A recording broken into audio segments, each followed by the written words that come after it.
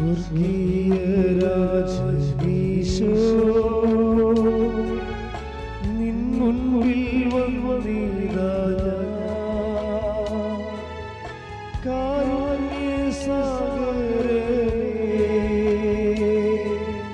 കാത്തുകൊള്ളിടണമേ.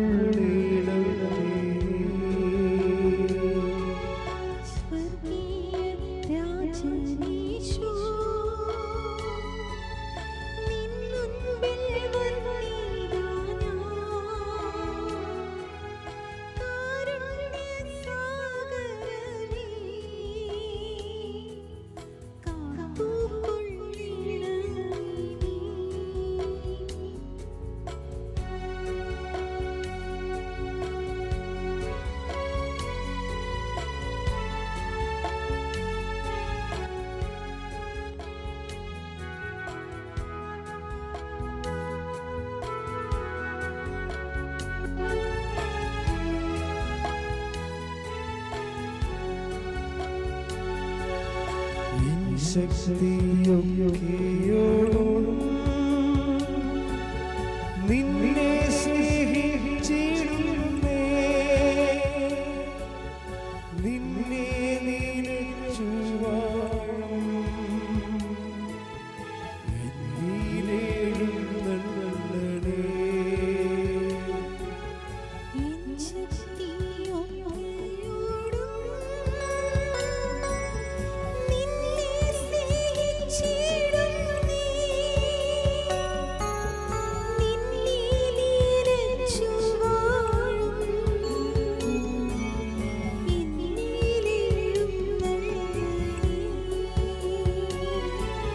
സ്വർഗീയ രാജനീശോ നിൻ മുൻപിൽ വന്നീതാ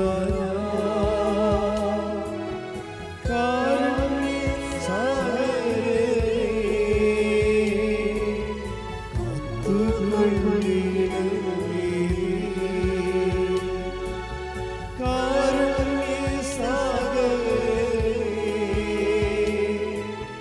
കാത്തുകൊള്ളിടണമേ. സ്തുതിച്ച് പ്രാർത്ഥിക്കാം. Hallelujah hallelujah hallelujah. യേശുവേ ആരാധന ആരാധന.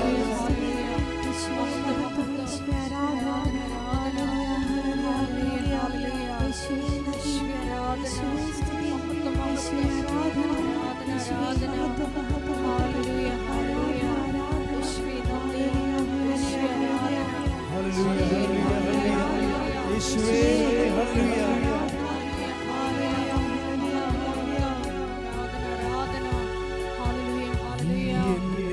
കൂടാരത്തിൽ നീ വരണമെങ്കിലോ നിൻ കൃപാരശ്മിയാലേ പൊന്നിൻ ശബ്ദം നൽകണേ.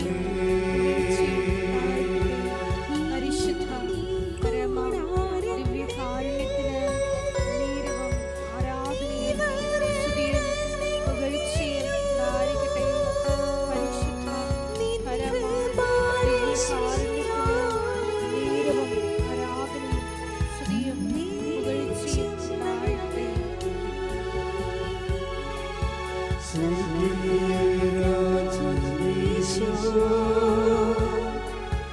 നിൻ മുൻപിൽ വന്നീതാ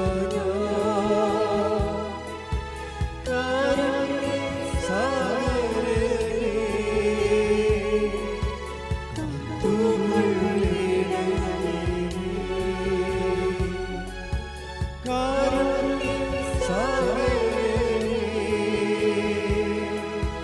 കാത്തുകൊള്ളിടണമേ.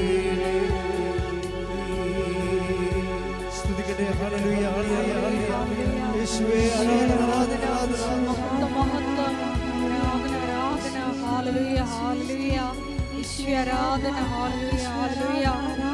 നാളിതുവരെ വാസനത്തിൽ വന്ന് അരിയൻ ഉടമ്പടിയിൽ പ്രാർത്ഥിച്ചു പോയിട്ടുള്ള എല്ലാ മക്കളെയും അയാൾ താരയിൽ സമർപ്പിച്ചു പ്രാർത്ഥിക്കുന്നു.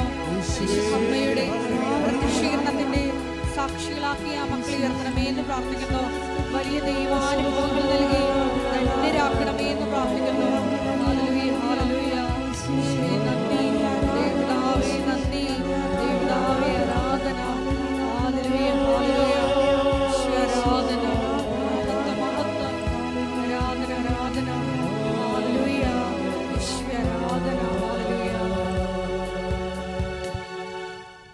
പരിശുദ്ധ പരമദിവ്യകാരുണ്യത്തിന് നേരവും ആരാധനയും സ്തുതിയും പുകഴ്ചയും ഉണ്ടായിരിക്കട്ടെ. പരിശുദ്ധ പരമദിവ്യകാരുണ്യത്തിന് നേരവും ആരാധനയും സ്തുതിയും പുകഴ്ചയും ഉണ്ടായിരിക്കട്ടെ. പരിശുദ്ധ പരമദിവ്യകാരുണ്യത്തിന് നേരവും ആരാധനയും സ്തുതിയും പുകഴ്ചയും ഉണ്ടായിരിക്കട്ടെ.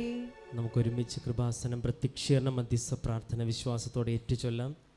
അമ്മേ പരിശുദ്ധ അമ്മേ, അമ്മേ പരിശുദ്ധ അമ്മേ, ദൈവമാതാവേ, ദൈവമാതാവേ, കൃപാസനത്തിലൂടെ ഞങ്ങൾക്കും ഞങ്ങളുടെ ദേശത്തിനും ഞങ്ങളുടെ അമ്മ മാധ്യസ്ഥം തേടി തന്ന എല്ലാ അനുഗ്രഹങ്ങൾക്കും കൃപകൾക്കും ഞങ്ങളിപ്പോൾ ഹൃദയം നിറഞ്ഞ നന്ദി പറയുന്നു. നമുക്ക് സ്തുതിച്ച് പ്രാർത്ഥിക്കാം. Hallelujah, hallelujah, hallelujah. മഹത്വം, മഹത്വം, ആരാധന, ആരാധന. ഹല്ലേലൂയ. കാരുണ്യസാഗരനേ,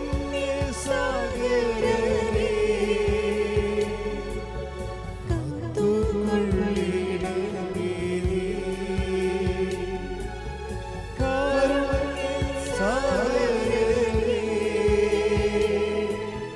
കാത്തുകൊള്ളിടണമേ നീ.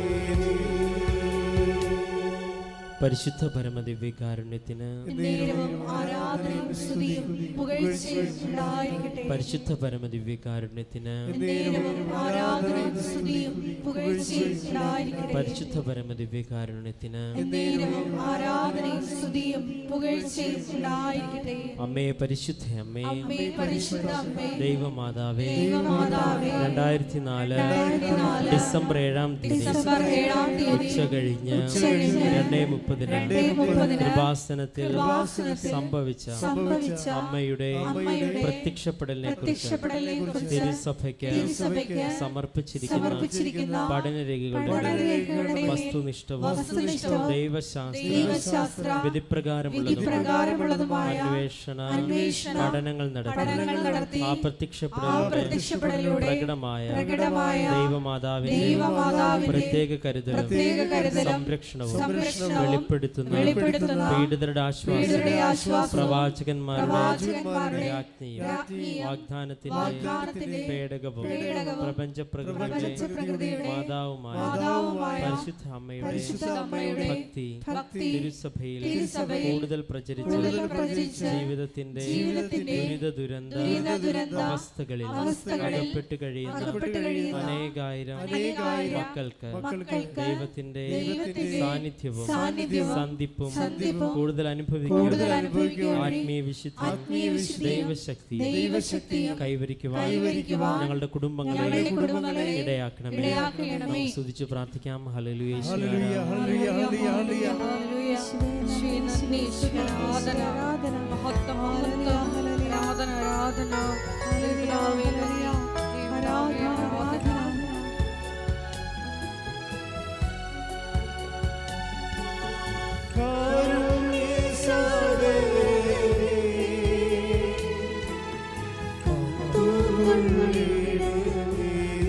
നമുക്ക് ഒരുമിച്ച് പാടാം.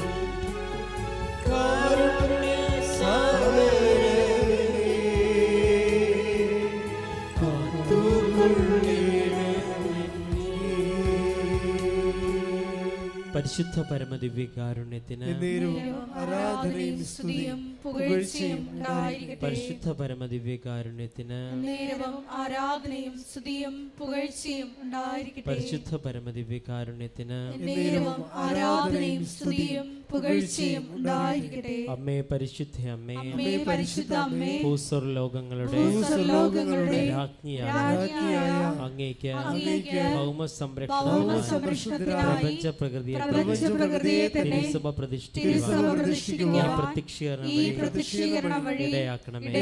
പരിശുദ്ധ അമ്മേ, ജപമാല മാതാവേ, സകല കൃപാസന പ്രാർത്ഥനകളോട് ചേർത്ത് ഞങ്ങളിപ്പോൾ പ്രാർത്ഥിക്കുന്ന ഈ സമൂഹത്തിന്റെ പ്രത്യേക നിയോഗങ്ങളും നമുക്ക് മൗനമായി നമ്മുടെ നിയോഗങ്ങൾ ഈ സമയം സമർപ്പിച്ച് പ്രാർത്ഥിക്കാം.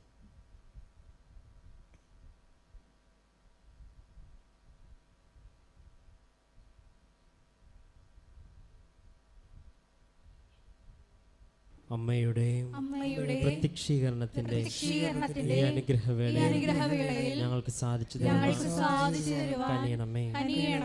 ആമേൻ. നമുക്ക് സ്തുതിച്ച് പ്രാർത്ഥിക്കാം. ഹല്ലേലൂയ. യേശുവേ ആരാധന. കർത്താവേ, പരിശുദ്ധാത്മാവിന്റെ അഭിഷേകം ഈ ആരാധനയുടെ സമയം മുഴുവൻ ഞങ്ങൾ അനുഭവിക്കുവാനും ഞങ്ങൾക്ക് ആവശ്യമായ വചനങ്ങളും ഞങ്ങൾക്ക് ആവശ്യമായ ദൈവിക സാന്നിധ്യവും കർത്താവേ ആരാധനയോട് ലഭിക്കുവാൻ ഉടമ്പടി ജീവിതത്തിൽ ഞങ്ങൾ സമർപ്പിച്ച നിയോഗങ്ങളോടൊപ്പം കർത്താവേ അങ്ങയുടെ സാന്നിധ്യം പ്രകടമാകണമെന്ന് ഞങ്ങൾ പ്രാർത്ഥിക്കുന്നു. ഇനി ആരാധനയിൽ പങ്കെടുക്കുന്ന എല്ലാവരുടെ പ്രാർത്ഥനകളും ഓൺലൈനിലും ഓഫ്ലൈനിലും ഒക്കെ പങ്കെടുക്കുന്ന എല്ലാവരും കർത്താവേ അങ്ങയുടെ ശബ്ദം ശ്രവിക്കുവാൻ അങ്ങയുടെ സ്വർഗാരോഹണ തിരുനാളിൻ്റെ അഭിഷേകവും അനുഗ്രഹവും ലഭിക്കുവാൻ കർത്താവേ പരിശുദ്ധാത്മാവിൻ്റെ നിറവില് പരിശുദ്ധാമ്മയുടെ പ്രത്യക്ഷീകരണം സ്ഥിരീകരിക്കുവാനുള്ള വലിയ സാക്ഷ്യങ്ങൾ ഞങ്ങളുടെ നിയോഗങ്ങളിലൂടെ ഉണ്ടാകുവാൻ കർത്താവെ ഞങ്ങളിൽ കൃപ ചൊരിയണമേ എന്നും ഞങ്ങളെ തിരഞ്ഞെടുക്കണമേ എന്നും പ്രാർത്ഥിച്ചുകൊണ്ട് നമുക്കെല്ലാവർക്കും എഴുന്നേറ്റ് നിന്ന് കൈകളടിച്ചുകൊണ്ട് ദൈവത്തെ സ്തുതിച്ച് ഹരഘോഷത്തോടും ആഹ്ലാദാരവത്തോടും കൂടി ദൈവത്തിന് നന്ദി പറയുകയും സ്തുതിക്കുകയും മഹത്വപ്പെടുത്തുകയും ചെയ്യാം.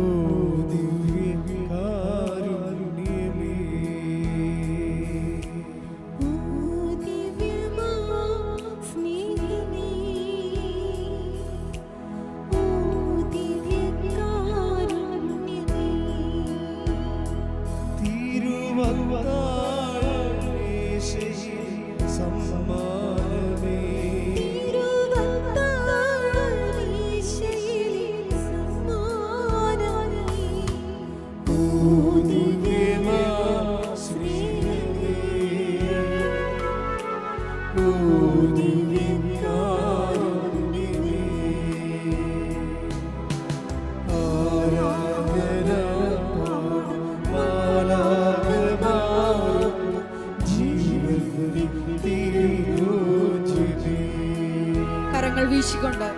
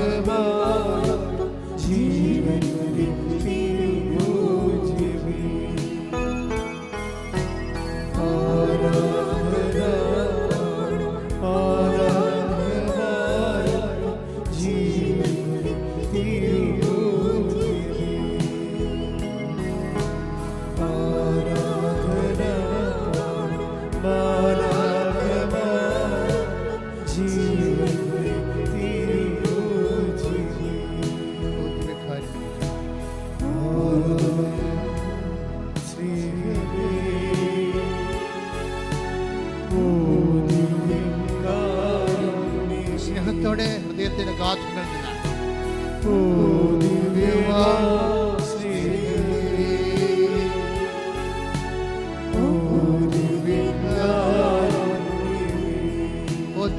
സ്നേഹമേ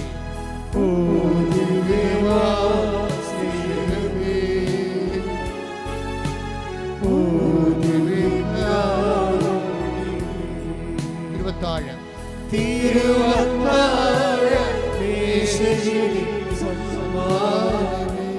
തിരുവത്താഴം യേശുവിൻ സംഹാരമേ. ഓ ദിവ്യമാം സ്നേഹമേ, ഓ ദിവ്യമാ സ്നേഹമേ, ഓ ദിവ്യമാം സ്നേഹമേ, ഓ ഇരുപത്താഴം തിരുവത്താഴം യേശുവിൻ സംഹാരം. തിരുവത്താഴം യേശുവിൻ സംഹാരം. ഓ ദിവ്യമാം സ്നേഹമേ, ഓ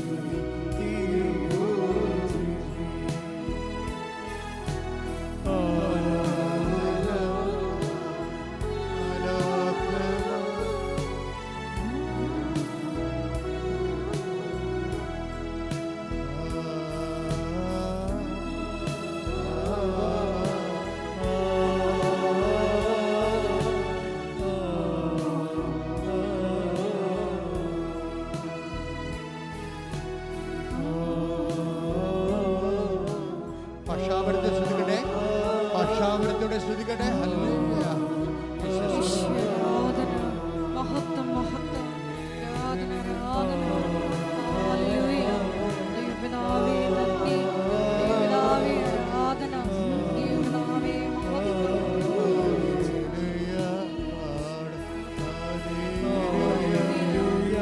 ശ്രീ നന്ദി, ശ്രീ ആരാധന,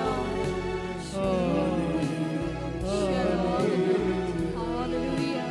മഹത്വം മഹത്വം, ആരാധന ആലംബനത്തോടെ ഹല്ലേലൂയ. ശ്രീ ആരാധന, ഹല്ലേലൂയ. മഹത്വം മഹത്വം, ആലംബനത്തോടെ ആരാധന ഹല്ലേലൂയ. ശ്രീ ആരാധന, ഹല്ലേലൂയ. അവരൊക്കെ ആത്മാവ് വെളിപ്പെടുത്തുന്ന പോലെ പ്രാർത്ഥിക്കട്ടെ, ഹല്ലേലൂയ. അവരവർക്ക് ആത്മാവ് വെളിപ്പെടുത്തുന്ന പോലെ പ്രാർത്ഥിക്കട്ടെ. ആരാധന ആരാധന, ദൈവപിതാവേ നന്ദി, ദൈവപിതാവേ മഹത്വം, ദൈവപിതാവേ ആരാധന. ഹല്ലേലൂയ. ശ്രീ ആരാധന.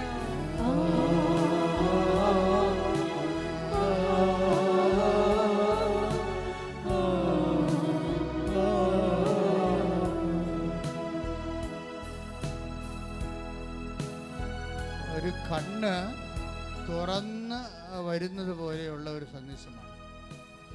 നമുക്ക് കണ്ണിന് കാഴ്ച കിട്ടുന്നതിനേക്കാൾ ഉപരി ദൈവം നിന്റെ വിഷയത്തിൻ്റെ മേലെ നിന്റെ മുഖത്ത് നോക്കി നടക്കേണ്ട വഴി നിനക്ക് കാണിച്ചു തരാൻ പോകുന്ന വലിയ ധ്യാന മുഹൂർത്തങ്ങളിലേക്ക് കർത്താവ് നമ്മളെ കൂട്ടിക്കൊണ്ടു പോവുകയാണ്. കൈ അടിച്ചുകൊണ്ട് ശ്രദ്ധിക്കട്ടെ. ഹല്ലേലൂയ.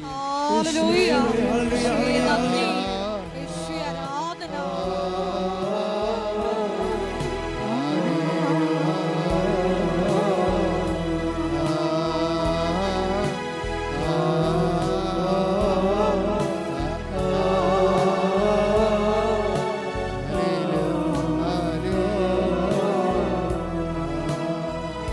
നമ്മുടെ ഉപ്പുകുറ്റി, നമുക്ക് ഉപ്പുകുറ്റി ഇങ്ങനെ പൊങ്ങി നിൽക്കത്തില്ലയോ? ഉപ്പുകുറ്റി ഇങ്ങനെ പൊങ്ങി നിൽക്കണ പോലെ ഒരു മാംസവും ഖനമുള്ള മാംസം, എല്ല് പോലെ ദൃഢമായൊരു മാംസം ഒന്തി നിൽക്കുന്ന ശരീരം. അത് ചിലപ്പോൾ മുഖമാകാം, ചിലപ്പോൾ ശരീരത്തിന് വേറെ ഏതെങ്കിലും ഭാഗങ്ങളാകാം. ഖനമുള്ളൊരു മാംസം, എല്ല് പോലെ കഠിനമായ ഭാഗം ശരീരത്തിൽ ഉന്തി നിൽക്കുന്ന വ്യക്തിയെ കർത്താവ് സൗഖ്യപ്പെടുത്തിക്കൊണ്ടിരിക്കുന്ന ഹല്ലേലൂയ ഹല്ലേലൂയ ഹല്ലേലൂയ. ശ്രീ നന്ദി, ശ്രീ ആരാധന, മഹത്വം മഹത്വം, ദൈവപിതാവേ നന്ദി, ദൈവപിതാവേ ആരാധന, ദൈവപിതാവേ മഹത്വം.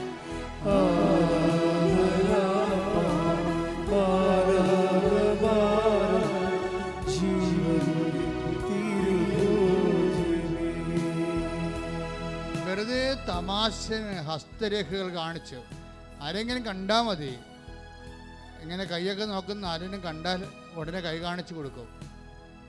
5 രൂപയും 10 രൂപയും 50 രൂപയൊക്കെ ഇട്ട് കൈ കാണിച്ചു കൊടുക്കും. അപ്പോൾ നിൻ്റെ ഭാവി അവരുടെ കയ്യിലുണ്ട് എന്ന് നീ ചിന്തിച്ചാൽ നീ അവനെ ദൈവമായിട്ട് കാണുകയാണ്. അപ്പോൾ നിൻ്റെ കർത്താവ് ദൈവം ഞാനാകുന്നു എന്നുള്ള ഒന്നാമത്തെ കൽപ്പനകൾക്ക് എതിരാണ് ഇതുപോലെയുള്ള എല്ലാ ഭാവി പ്രവചനങ്ങളും അതുപോലെ തന്നെ വാരഫലങ്ങളും. അങ്ങനെയുള്ള എല്ലാ ആൾക്കാരും ആ വിഷയത്തോട് എന്നേക്കുമായിട്ട് ദൈവത്തെ സ്വീകരിക്കാൻ വേണ്ടി വിട്ടുപേക്ഷിക്കാൻ പറയുന്നു. സ്തുതിക്കട്ടെ. ഹല്ലേലൂയ.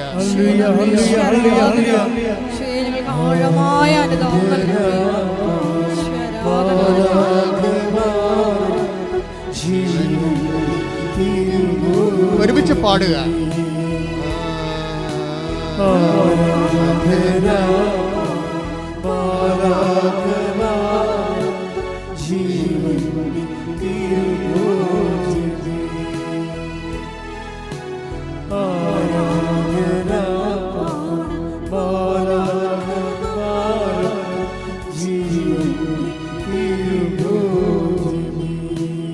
കടലിൻ്റെ അടിത്തട്ടിലൂടെ സഞ്ചരിക്കുന്ന മത്സ്യങ്ങളുടെ മേൽ അത് ചത്ത് മലക്കുന്ന പോലെ ഒരു മെസ്സേജ് ഉണ്ട്.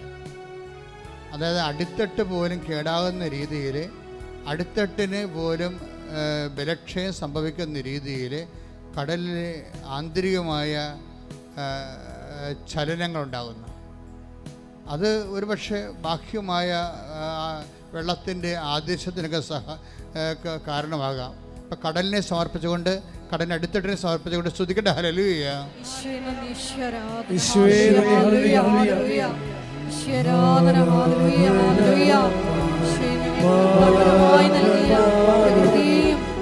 ഓരോ സമ്പത്തിനെയും വലിയ സംരക്ഷണം ആരാധനയുടെ യോഗ്യതയാലും ഉണ്ടാകുവാൻ വേണ്ടി പ്രാർത്ഥിക്കുന്നു.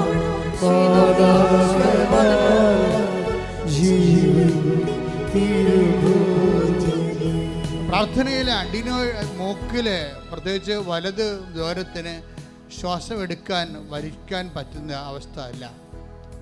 ശ്വാസം എടുക്കാൻ നോക്കുമ്പോൾ വാ തുറന്നു പോകുന്ന അവസ്ഥ. ഇപ്പം മൂക്കുമായി ബന്ധപ്പെട്ടുള്ള, ശ്വാസവുമായി ബന്ധപ്പെട്ടുള്ള ശ്വാസ തടസ്സമുള്ളവരെയും, ശ്വാസം എടുക്കാൻ പറ്റാത്തവരെയും, ശ്വാസം പുറത്തേക്ക് വിടാൻ പറ്റാത്തവരെയും, അതിൻ്റെ പേര് വായ തുറന്നു വരുന്നവരെയും കർത്താവ് സ്പർശിച്ചു കൊണ്ടിരിക്കുന്ന സ്തുതിക്കട്ടെ. ഹല്ലേലൂയ.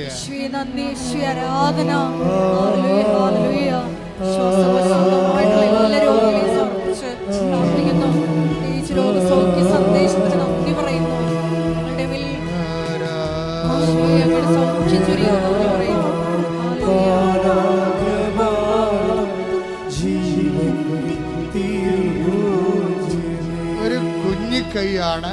ആ കുഞ്ഞിക്കൈയുടെ വലതുവശത്ത് ഞാഡീ പ്രദേശങ്ങളിലെ വെള്ളക്കെട്ടുകളുണ്ട്. കർത്താവ് സ്പർശിച്ചു കൊണ്ടിരിക്കുന്ന സ്തുതിക്കട്ടെ. ഹല്ലേലൂയ.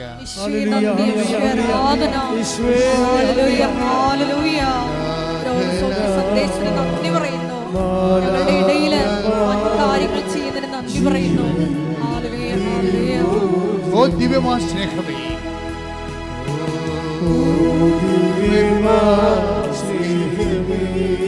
സ്വരത്തിലെ ഒരുമിച്ച് സ്വരത്തിലെ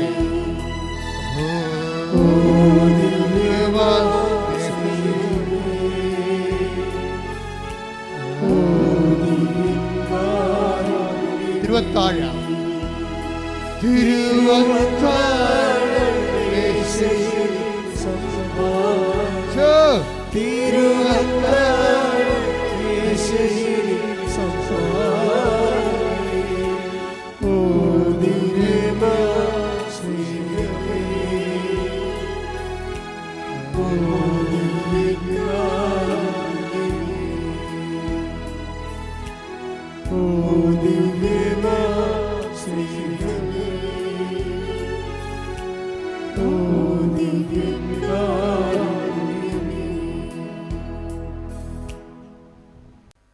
തീയതി അമേരിക്കയിലെ ചിക്കാഗോയിലെ സീറോ മലബാർ സഭയുടെ കത്തീഡ്രലിലെ അഭിവന്യ ജോയി ആലപ്പാട്ട് പിതാവ് കൃപാസനം മാതാവിൻ്റെ രൂപം അൾത്താറെ പ്രതിഷ്ഠിക്കുന്ന ദിവസമാണ്. ശ്രദ്ധിക്കട്ടെ. Hallelujah, hallelujah, hallelujah, hallelujah. വിവിധ ഭൂഖണ്ഡങ്ങളിൽ ദൈവമാതാവ് കൃപാസനത്തിൽ പ്രത്യക്ഷയായ മാതാവിനെ പ്രതിഷ്ഠിക്കുന്ന ആ വലിയ സന്തോഷത്തോടൊപ്പം പിതാവിന്റെ വലിയ പദ്ധതികൾക്ക് നന്ദി പറയുന്നു. ഹല്ലേലൂയ.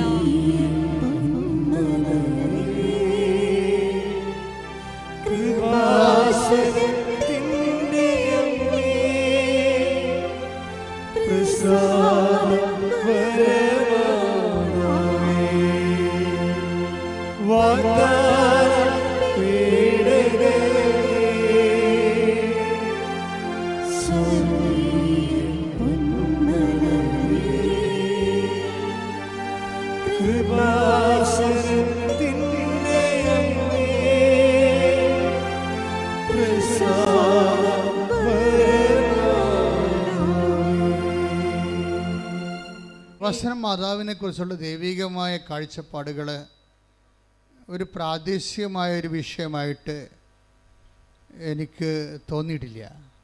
കാര്യം വെച്ച് കഴിഞ്ഞാൽ അതിൻ്റെ പ്രധാനപ്പെട്ട കാര്യം ഈ നെഞ്ചിലെ മാതാവിൻ്റെ നെഞ്ചിൽ അന്ന് കാണിച്ച സമയഘടികാരമാണ്. ഭൂമിയിലെ സമയം ഒരു ജീവിത വിഷയമായി നിൽക്കുന്ന എല്ലാ വിഷയങ്ങളുടെ മേലും അമ്മയുടെ മാധ്യസ്ഥത്തിൽ ദൈവിക തീരുമാനം ഉണ്ടാകുമെന്നുള്ള സൂചനയാണ്. ശ്രദ്ധിക്കട്ടെ. Hallelujah, hallelujah, hallelujah, hallelujah. പദ്ധതികൾ എത്രയും വേഗം നടപ്പിൽ വരുവാൻ വലിയ കൃപയ്ക്ക് വേണ്ടി ഈ ആരാധനയിൽ ഞങ്ങൾ സമർപ്പിച്ച് പ്രാർത്ഥിക്കുന്നു. Hallelujah, hallelujah.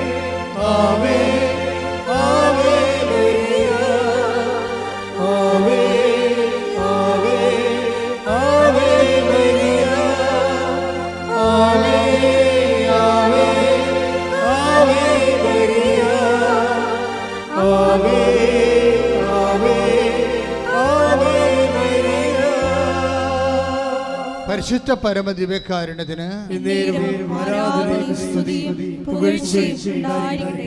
നിങ്ങൾ കുറച്ചുകൂടി കവനൻ്റ് കോൺഫിഡൻസ് ഉണ്ടാകാമെന്ന് എൻ്റെ അപേക്ഷ.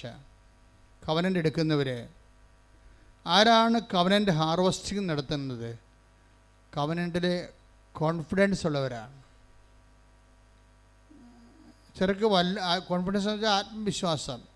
നമ്മുടെ കവനൻ്റ് എടുക്കുമ്പോൾ തന്നെ നമുക്ക് ആത്മവിശ്വാസം ഉണ്ടാകണം. പലരുടെയും ഒരു വിഷയം എന്ന് പറയുന്നത് എനിക്ക് മനസ്സിലായിരിക്കുന്നത് ചിലർക്ക് അത്ര കണ്ട ആത്മവിശ്വാസം ഇല്ല.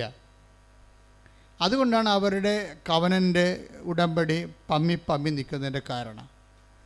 ചിലർക്ക് വെടിക്കെട്ട് ആത്മവിശ്വാസമാണ്. ചിലർ പറയും അമ്മയുടെ മുമ്പിലൊന്ന് ചെന്ന് നിന്നാൽ മതിയെന്ന് പറയും.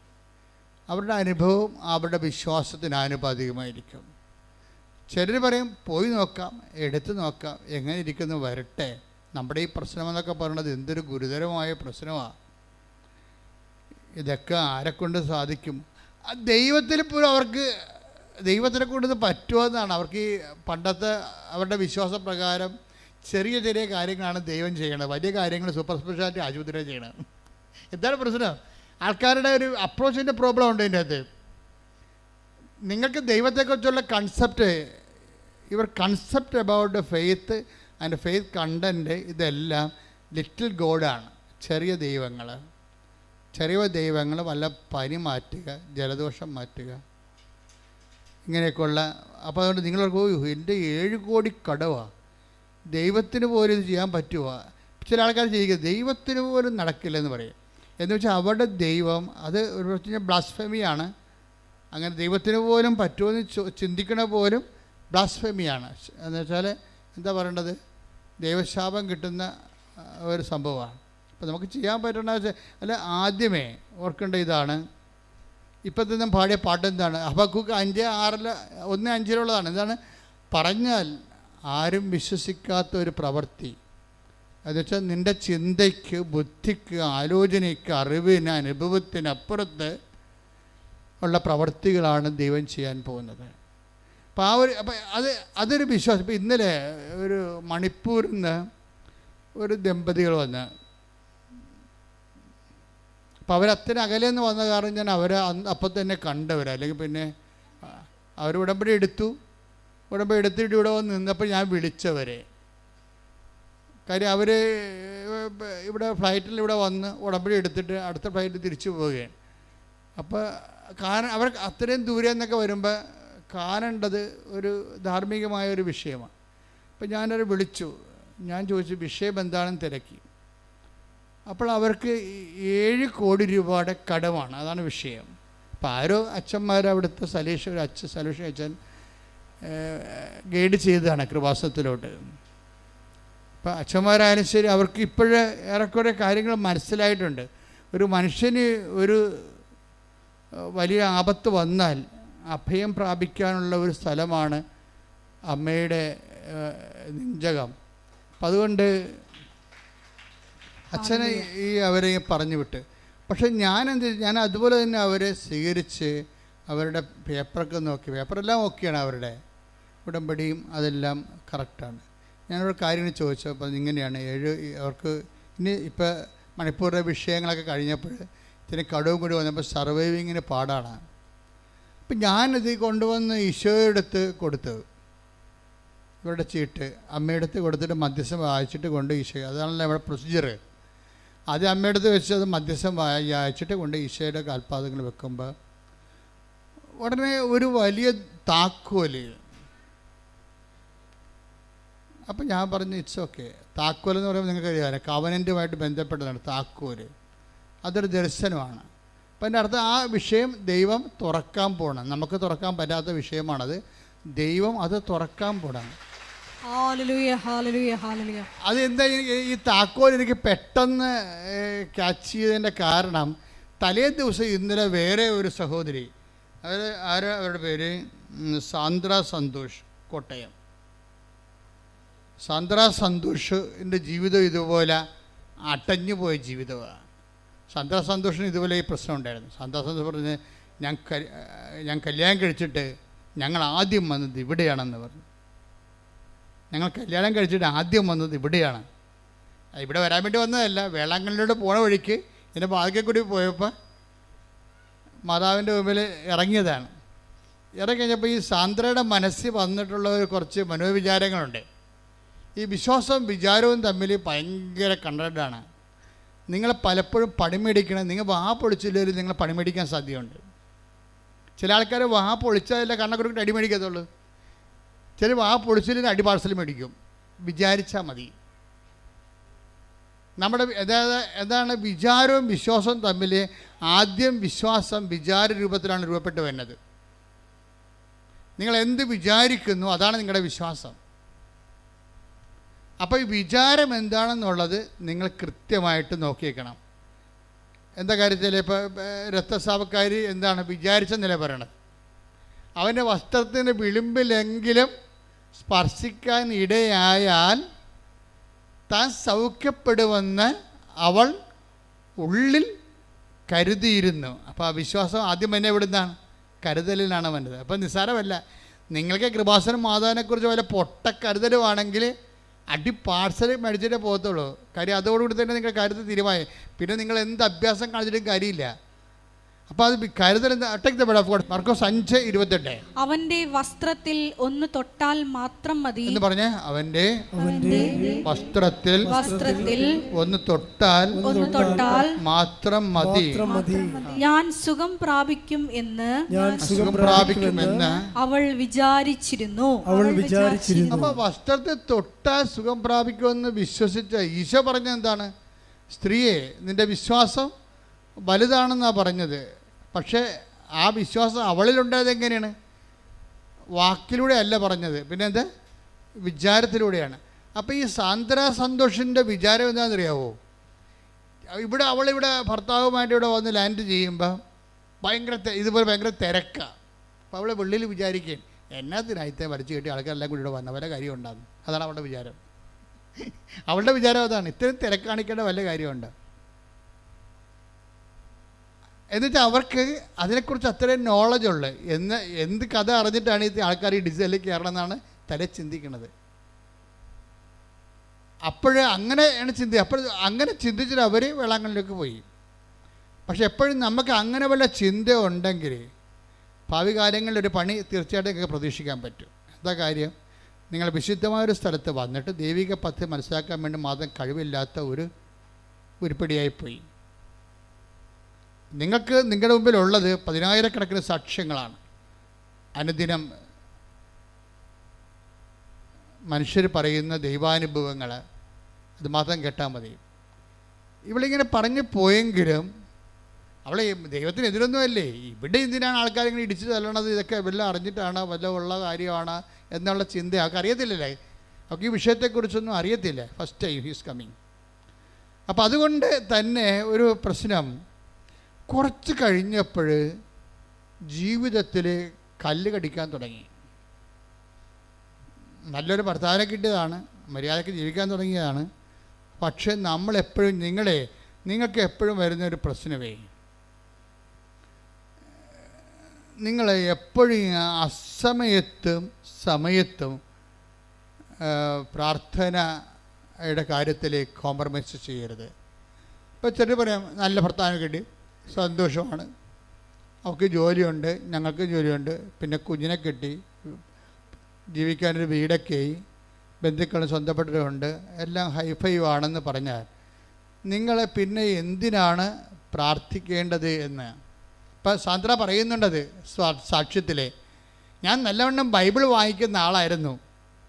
എൻ്റെ അമ്മ പറഞ്ഞിട്ടുണ്ട്, കിടന്നുറങ്ങണ മുമ്പ് ബൈബിൾ വായിച്ചേക്കണമെന്ന്. കിടന്നുറങ്ങണതിന് മുമ്പ് നീ ബൈബിൾ വായിച്ചിട്ടേ കിടന്നുറങ്ങാം. അപ്പോൾ എൻ്റെ ജീവിതത്തിൽ ഞാൻ എപ്പോഴും ബൈബിൾ വായിക്കാത്ത ദിവസങ്ങളില്ലെന്നാണ് പറയണത്. ബൈബിൾ വായിക്കാത്ത ദിവസങ്ങളില്ല. പക്ഷേ നല്ല ഭർത്താവിനെ കിട്ടിക്കഴിഞ്ഞപ്പോൾ, അതുപോലെ തന്നെ ജീവിതത്തിൽ നിക്കക്കള്ളിയൊക്കെ ആയിക്കഴിഞ്ഞപ്പോൾ ആദ്യം അത് ബാധിച്ചത് എവിടെയാണ്?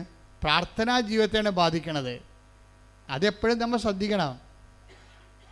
നിങ്ങൾക്കൊരു നല്ല കാലം വന്നാൽ നിങ്ങൾക്ക് ആത്മീയമായിട്ടൊരു മോശം കാലം തുടങ്ങിയെന്ന് പറയാം. നിങ്ങൾക്കൊരു നല്ല കാലം വന്നാൽ തീർച്ചയായിട്ടും നിങ്ങൾക്ക് ആത്മീയമായിട്ട് അധികം പ്രാർത്ഥനയില്ലാത്ത, ദൈവാശ്രയമില്ലാത്ത ഒരു മോശം കാലം വരും. വന്നെന്ന് മനസ്സിലാക്കാം. കാര്യം നല്ല കാലം കൈകാര്യം ചെയ്യൽ വന്ന മിസ്റ്റേക്കാണത്. നല്ല കാലം വരുമ്പോൾ അതുപോലെ തന്നെ ദൈവത്തോടും, ഇപ്പം ദൈവത്തിനെ കൊണ്ട് ചിലരെന്താ ചെയ്യണമെന്നറിയാമോ? എനിക്കിപ്പം ഞാൻ എന്നാത്തിനാണ് പ്രാർത്ഥിക്കേണ്ടതെന്ന് അറിയാൻ പാടില്ല. ഇപ്പം അങ്ങനെ എന്തിനാണ് പ്രാർത്ഥിക്കേണ്ടതെന്ന് അറിയാൻ പാടില്ലാത്തവരുടെ അന്ധന്മാരുടെ കാലം ഇനി വർദ്ധിക്കുകയുള്ളൂ. ഇപ്പം നിങ്ങളെല്ലാം പോകുമ്പോൾ നിങ്ങൾക്കറിയാം, നിങ്ങൾക്ക് പലർക്കും യൂറോയിലാണ് ശമ്പളം കിട്ടുന്നത്. ഇന്ത്യൻ മണി എപ്പോഴും അതിൻ്റെ വാല്യൂ കുറഞ്ഞിരിക്കുന്ന സമയത്ത് യൂറോക്കാരൻ്റെ കണ്ണു പോകാനുള്ള സാധ്യതയുണ്ട്. എന്താണ്? അവൻ ചിന്തിക്കാത്ത കാശാണ് ശമ്പളമായിട്ട് അതിന് കിട്ടണത്. അപ്പം അതിൻ്റെ കൂടെ ഫണ്ട് കിട്ടി, ജോലി കിട്ടി, ഫ്ലാറ്റ് കിട്ടി, ജീവിതം കിട്ടി, പിന്നെ എന്തിനാണ് ഇവർ പ്രാർത്ഥിക്കേണ്ടതെന്ന് ഇവർക്ക് അറിയത്തില്ല. അങ്ങനെ കുറേ ഒരു വംശം ഉണ്ടാകുന്നുണ്ട്, അന്ധതയുടെ ഒരു വംശം വരുന്നുണ്ട്. എന്നുവെച്ചാൽ എന്തിന് പ്രാർത്ഥിക്കണം? ഇപ്പം നിങ്ങളൊക്കെ ഇവിടെ പ്രാർത്ഥിക്കാൻ വരുമ്പോൾ എന്തെങ്കിലും ഒരു കാര്യമുണ്ടല്ലോ. ഇനി കാര്യമില്ലാത്ത കാലം വരും. ഒരു മനുഷ്യൻ്റെ ഏറ്റവും വലിയ ശാപകാലമെന്ന് പറയണത് അവന് എന്തിനെ പ്രാർത്ഥിക്കണമെന്ന് അറിയേണ്ടാത്ത ഒരു കാലം വരുമ്പോഴാണ്. അപ്പോൾ മാത്രം നിങ്ങൾ ആരാണെന്ന് നിങ്ങൾക്ക് മനസ്സിലാകത്തുള്ളൂ. പക്ഷേ ദൈവത്തിന് നിങ്ങളെ നേരത്തെ അറിയാം. എന്താ പ്രശ്നം എന്ന് വെച്ച് കഴിഞ്ഞാൽ, നിങ്ങൾക്കൊരു നല്ല കാലം വന്ന് ദൈവത്തെ ആശ്രയിക്കേണ്ടാത്ത കാലം വന്നാൽ പ്രാർത്ഥന ഡിമിനിഷ് ചെയ്യും, മങ്ങിപ്പോകുമെന്ന് ദൈവത്തിന് അറിയാം. അതുകൊണ്ടാണ് നിങ്ങൾ ഈ കാലത്ത് നല്ലവണ്ണം ആശ്രയിച്ച് പ്രാർത്ഥിപ്പിക്കാൻ വേണ്ടി നിങ്ങൾക്ക് കാര്യങ്ങൾ നടക്കാതെ ദൈവം ലാഗ് ചെയ്ത് കൊണ്ടുപോകണത്. കാര്യം ഈ ഒരു കാലഘട്ടത്തിൽ നിങ്ങൾ പ്രാർത്ഥിക്കുകയും ദൈവാനുഭവം ഉണ്ടാക്കിയെടുക്കുകയും ചെയ്യത്തുള്ളൂ. ഇപ്പം തന്നെ വരുമ്പോൾ തന്നെ നിങ്ങൾക്ക് അനുഗ്രഹം എടുത്ത് കയ്യെത്ത് തന്നു കഴിഞ്ഞാൽ പിന്നെ നിങ്ങൾ ഹൈഫൈവായി, പ്രാർത്ഥനാ ജീവിതം ഇല്ല. പിന്നെ ഇനി എന്തെങ്കിലും പറഞ്ഞെങ്കിൽ ഇഷ്യൂ ഉണ്ടാകണം. അപ്പോൾ ഇഷ്യൂ ബേസ്ഡാണ് നമ്മുടെ ആധ്യാത്മികത. അത് നിങ്ങളൊന്ന് ചിന്തിച്ച് നോക്കണം. ഒരു വിഷയബന്ധിയാണോ?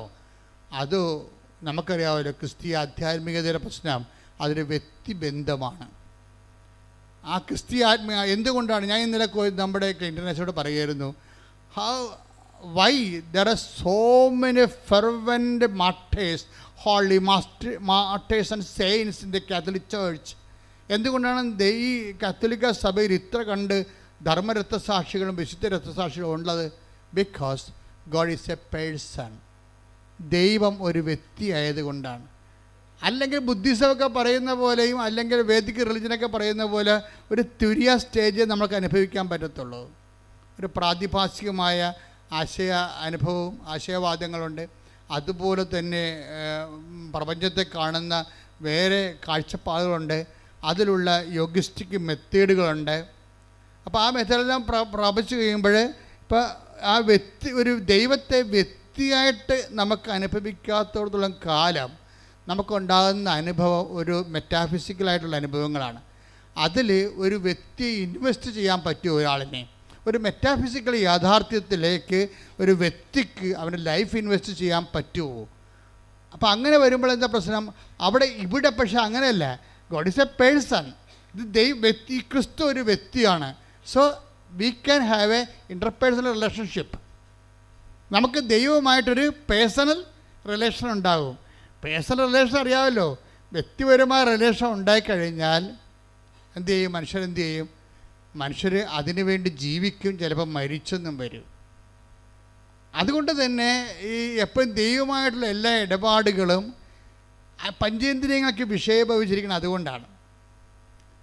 ദൈവം ഒരു വ്യക്തിയായത് കൊണ്ടാണ് ഇന്ദ്രിയങ്ങൾക്ക് അനുഭവവേദ്യമായി വരുന്നത്.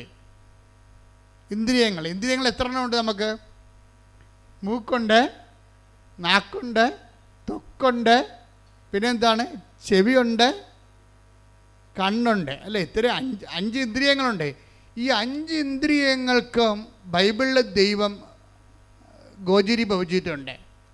അതുകൊണ്ട് അനുഭവം. അപ്പം ഞങ്ങളെപ്പോലെയുള്ള ഈ ധർമ്മശാസ്ത്രം ചെയ്യുന്ന ആൾക്കാർ നോക്കണത് എല്ലാ ഇന്ദ്രിയങ്ങളിലേക്കും കൊണ്ടുവന്ന് ദൈവത്തിന് ടഞ്ചിബിളാക്കാൻ കഴിയുമോ? അതിന് ബൈബിളിൻ്റെ കാഴ്ചപ്പാടുകൾ എന്താണ്? സഭയുടെ പഠനങ്ങൾ എന്താണ്? ഇതൊക്കെ ഞങ്ങളെപ്പോഴും ധരിക്കണത്. ഇപ്പം തന്നെ സാന്ദ്ര ഇവിടുന്ന് പോയി. എന്താ സാന്ദ്രയ്ക്ക് സംഭവിച്ചത്?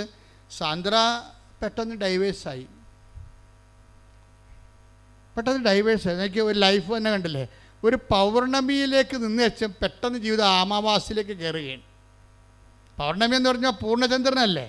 പൂർണ്ണചന്ദ്രൻ്റെ ആ ചന്ദ്രശോഭയിൽ നിന്ന് പെട്ടെന്ന് അത് അമാവാസിയിലേക്ക് പോകും. അമാവാസിയിലേക്ക് പോകുമ്പോൾ എന്താ പറയണത്? ജീവിതം ഇരുണ്ട് പോകും. അവർ പിരിഞ്ഞു പോയി, കേസായിപ്പോയി. അവർ പിരിഞ്ഞും പോയി, കേസായിപ്പോയി. കേസായി കഴിഞ്ഞിട്ട് എന്താ പറ്റണത്? ഇങ്ങനെ കേസ്. അപ്പോൾ ലൈഫ് നോക്കിയാൽ നേരെ ഓപ്പോസിറ്റ്, നേരെ സൗത്ത് പോളിൽ നേരെ നോർത്ത് പോളിലേക്ക് വരിക. നേരെ ഓപ്പോസിറ്റ് അനുഭവങ്ങളാണ്. ഈ ഓപ്പോസിറ്റ് അനുഭവങ്ങളാകുമ്പോഴും ഈ സാന്ദ്രയുടെ ഹിസ്റ്ററി, ആ കേസ് ഹിസ്റ്ററി നോക്കിയാൽ നമുക്കൊരു കാര്യം മനസ്സിലാകും. എന്താണ്? സാന്ദ്രയ്ക്ക് ഒരു ഡിപ്പോസിറ്റ് ഉണ്ട് ജീവിതത്തിൽ. എന്ത് ഡിപ്പോസിറ്റാണ്? അമ്മ പറഞ്ഞു കൊടുത്തിട്ടുണ്ട്, നീ ഉറങ്ങുന്നതിന് മുമ്പ് നീ ബൈബിൾ വായിച്ചിട്ടേ ഉറങ്ങാവൂ. അപ്പം നമുക്ക് അത് അവളങ്ങനെ കീപ്പ് ചെയ്ത് പോകുന്നുണ്ടേ. അപ്പോൾ അതുകൊണ്ട് തന്നെ ഈ നമ്മളവർക്ക് ഇപ്പം ഞാൻ ബൈബിൾ വായിച്ചു, എനിക്ക് അതിനകത്തിനാ ഞാൻ അമ്മ പറഞ്ഞുകൊണ്ട് ഞാൻ ബൈബിൾ വായിച്ചെന്ന് പറയും. പക്ഷേ ദൈവം നിനക്ക് വേണ്ടി ഒരു ആസ്തി സ്വരൂപിക്കുകയാണ്. എപ്പോഴും നമ്മൾ കൊഴുത്ത പശുക്കളെ സ്വപ്നം കാണുമ്പോൾ മെല്ലിച്ച പശുക്കളെ പ്രീസപ്പോസ് ചെയ്യേണ്ടി വരും. അതാണ് ബൈബിൾ നൽകുന്ന പാഠം. Take the word of God. സ്തുതിക്കട്ടെ. ഹല്ലേലൂയ, ഹല്ലേലൂയ, ഹല്ലേലൂയ, യേശുവേ നന്ദി. Hallelujah, hallelujah, hallelujah, hallelujah, hallelujah, hallelujah. യേശുവേ നന്ദി. Hallelujah, hallelujah, hallelujah. പ്രാർത്ഥിക്കാൻ എന്നെ പഠിപ്പിക്കണമേ യേശു. പ്രാർത്ഥന വരമെന്നിൽ നൽകണമേ യേശു. പ്രാർത്ഥിക്കാൻ എന്നെ പഠിപ്പിക്കണമേ യേശു. പ്രാർത്ഥന വരമെന്നിൽ നൽകണമേ യേശു.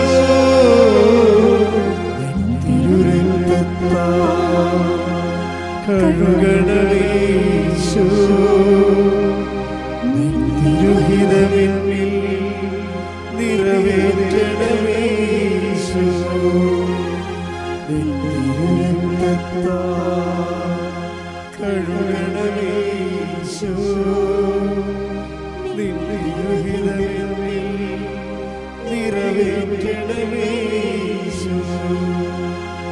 പ്രാർത്ഥിക്കാനെന്നെ പഠിപ്പിക്കണമീശോ.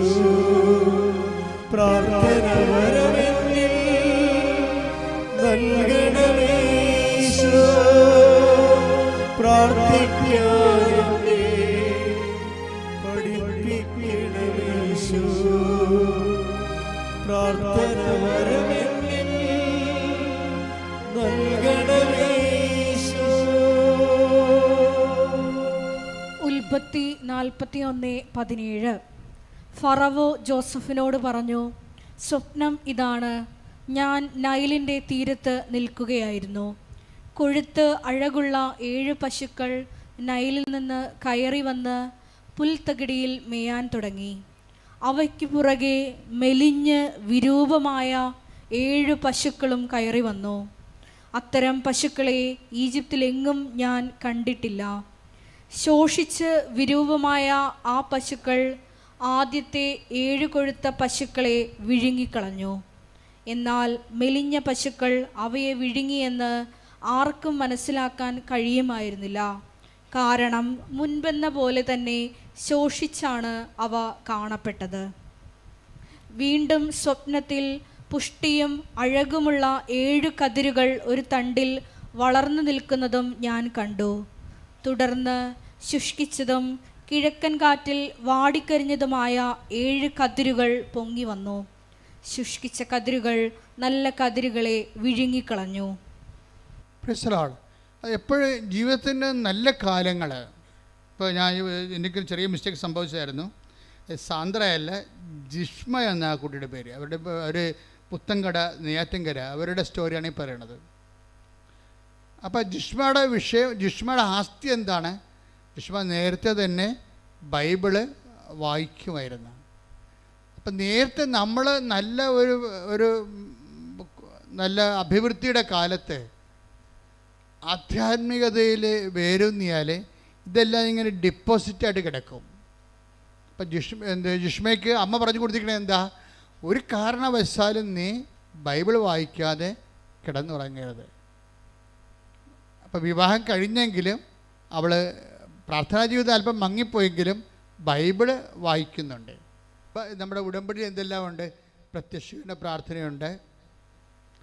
ആ പ്രത്യക്ഷീകരണ പ്രാർത്ഥനയൊക്കെ പറയുമ്പോൾ നിങ്ങളെപ്പോഴും ശ്രദ്ധിക്കേണ്ടത്, എനിക്ക് അമ്മയുടെ പ്രത്യക്ഷീകരണോട് ബന്ധപ്പെടുത്തി അമ്മ തന്നിരിക്കുന്ന ഒഫീഷ്യൽ ടൈം രാവിലെ 5:30 മണിക്കാണ്.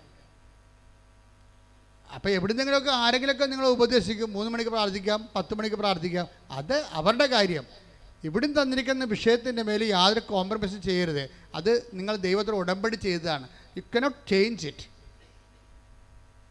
നിങ്ങൾക്കത് ചേഞ്ച് ചെയ്യാൻ പറ്റത്തില്ല. 5:30 എന്ന് പറഞ്ഞാൽ ചിലപ്പോൾ നിങ്ങൾ പറയും ഞാൻ രാത്രിയാണ് പഠിക്കുന്നത്. അതൊക്കെ നിങ്ങളുടെ സ്വന്തം കാര്യം. ഉടമ്പടി എടുത്താൽ നിങ്ങൾ ആ ഉടമ്പടിയിലേക്ക് 5:30 ഡേറ്റിന് നിങ്ങൾ സമയത്ത് തന്നെ അത് കീപ്പ് ചെയ്യണം. കാര്യം നമ്മൾക്ക് ചേഞ്ച് ചെയ്യാൻ പറഞ്ഞിട്ടില്ല. ഉടമ്പടി പുസ്തകങ്ങൾ ഉടമ്പടി ദൈവം തരുമ്പോൾ അതിന് ടൈം പറഞ്ഞിരിക്കുന്നത് 5:30ആണ്. പുസ്തകം എഴുതുന്ന സമയത്താണ് ഇതെല്ലാം വെളിപ്പെടുത്തുന്നത്.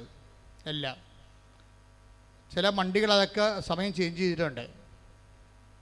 കാര്യം ഉടമ്പടിയാണിത്, അല്ലാതെ നിങ്ങൾ എന്തെങ്കിലും ഒരു ധാരണയല്ല. It's a covenant based bilateral എഗ്രിമെൻറ്റാണ്. ദൈവമായിട്ട് ചെയ്തിരിക്കുന്ന എഗ്രിമെൻറ്റാണ്. നിങ്ങൾ വേറെ ഏത് സമയത്ത് പ്രാർത്ഥിക്കണം, അത് നിങ്ങളുടെ പേഴ്സണൽ വിഷയങ്ങളാണ്. പക്ഷേ ഉടമ്പടി വിഷയം പേഴ്സണൽ വിഷയമല്ല, വ്യക്തിപരമായ വിഷയമല്ല. അത് ഇവിടുന്ന് എന്താണ് ദൈവം ഒഫീഷ്യലായിട്ട് തന്നിരിക്കുന്നത് അതേ ഫോളോ ചെയ്യാൻ പറ്റത്തുള്ളൂ. ശ്രുതിക്കട്ടെ ഹല്ലേലൂയ.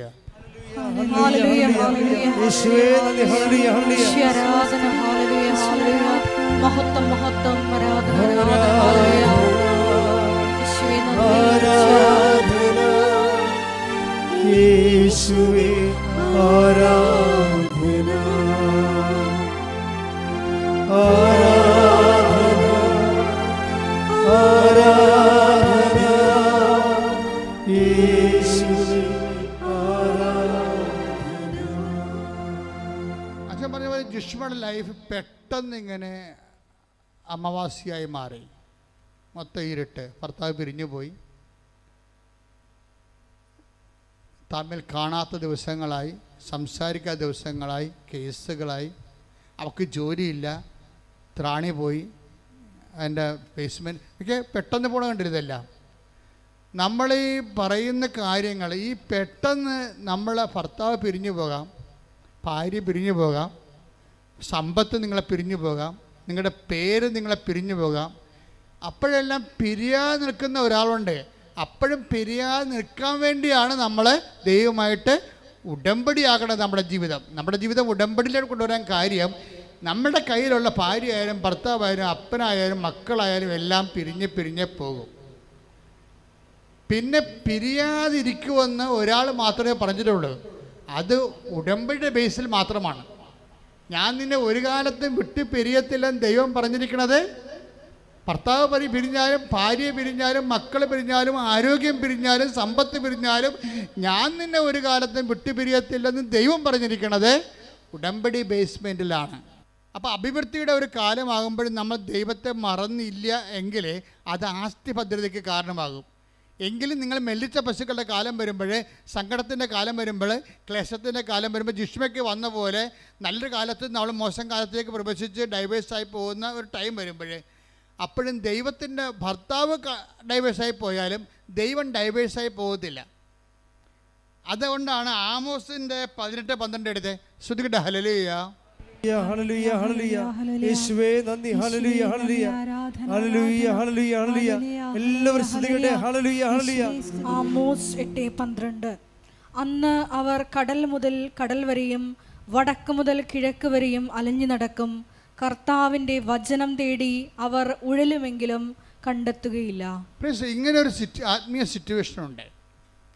ഇത് നമ്മൾ ഇന്നല്ലെങ്കിൽ നാളെ സൂക്ഷിച്ചില്ലെങ്കിൽ ഫേസ് ചെയ്യേണ്ടി വരും. എന്താണ്? ആമോസ് 8:12 ഒന്നിന് വായിച്ചേ. അന്ന് അവർ അവർ കടൽ മുതൽ കടൽ വരെയും വടക്ക് മുതൽ കിഴക്ക് വരെയും അലഞ്ഞു നടക്കും. കർത്താവിന്റെ വചനം തേടി അവർ ഉഴലുമെങ്കിലും കണ്ടെത്തുകയില്ല. എന്തുകൊണ്ടാണ് ഇങ്ങനെ ഒരു സിറ്റുവേഷൻ വരണത്? നല്ല കാലത്ത് കർത്താവിനെ സ്മരിക്കാത്തത് കൊണ്ടാണ്. ഇപ്പം ജിഷ്മയുടെ വിഷയം എന്താണ്? ജിഷ്മ നല്ല കാലത്ത് പ്രാർത്ഥിക്കാതെയും ബൈബിൾ വായിക്കാതെയും കിടന്ന് ഉറങ്ങിയിട്ടില്ല. ആസ്തി കിടപ്പുണ്ടത്. അത് കാരണം ഇപ്പം ഡൈവേഴ്സായി, ക്ലേശക്കാലം വന്നിരിക്കുകയാണ്. പക്ഷെ ഭർത്താവ് ഡൈവേഴ്സായി പോയി, കർത്താവ് ഡൈവേഴ്സ് ആയിട്ടില്ല. കൈയടിച്ച് ശ്രുതികടല്ലേ. ഞങ്ങളുടെ ക്ലേശകാലത്ത് ഞങ്ങളുടെ കൂടെ നിന്ന് ഞങ്ങളെ സന്ധിക്കുന്ന അവിടുത്തെ സ്നേഹത്തിന് നന്ദി പറയുന്നു.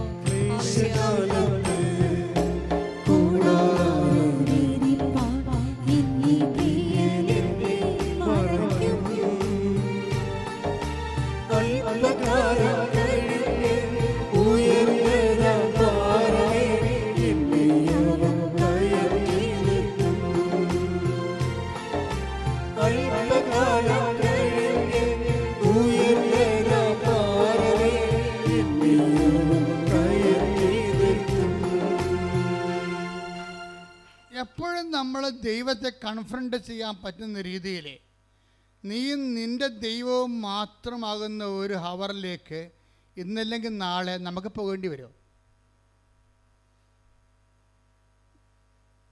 ഞാനീ ദിവസങ്ങളിൽ ഒരു മരിപ്പിന് പോയായിരുന്നു.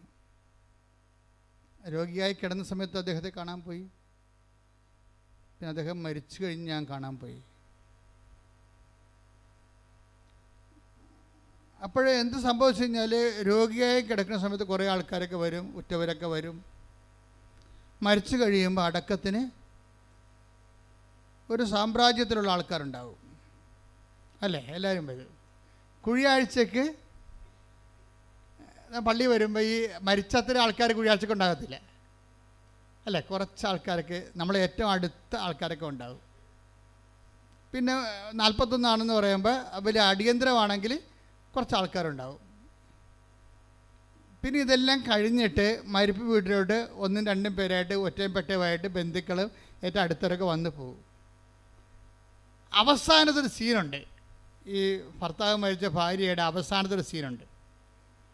എല്ലാവരും വന്നും പോയും കണ്ടും കേട്ടും പോയിട്ട് പിന്നെ ശാന്തമായിട്ട് മക്കൾ മാത്രമാകും. അവരുടെ പെൺമക്കൾ ആ മക്കളെ മാത്രമാകും.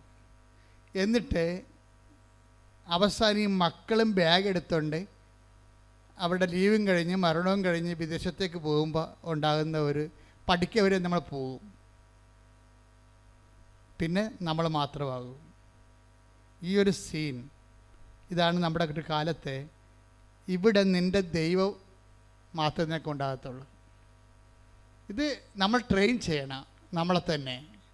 ഇന്നല്ലെങ്കിൽ നാളെ ഏതെങ്കിലും രീതിയിൽ ഭാര്യയോ ഭർത്താവോ അഭിമുഖീകരിക്കേണ്ട ഒരു ടൈമാണ്. നീയും നിൻ്റെ ദൈവവും മാത്രം. ഈ കാലത്ത് ദൈവത്തിൽ നിന്നെ കമ്മ്യൂണിക്കേറ്റ് ചെയ്യാൻ കഴിയണം, എന്നാൽ നീ രക്ഷപ്പെട്ടു.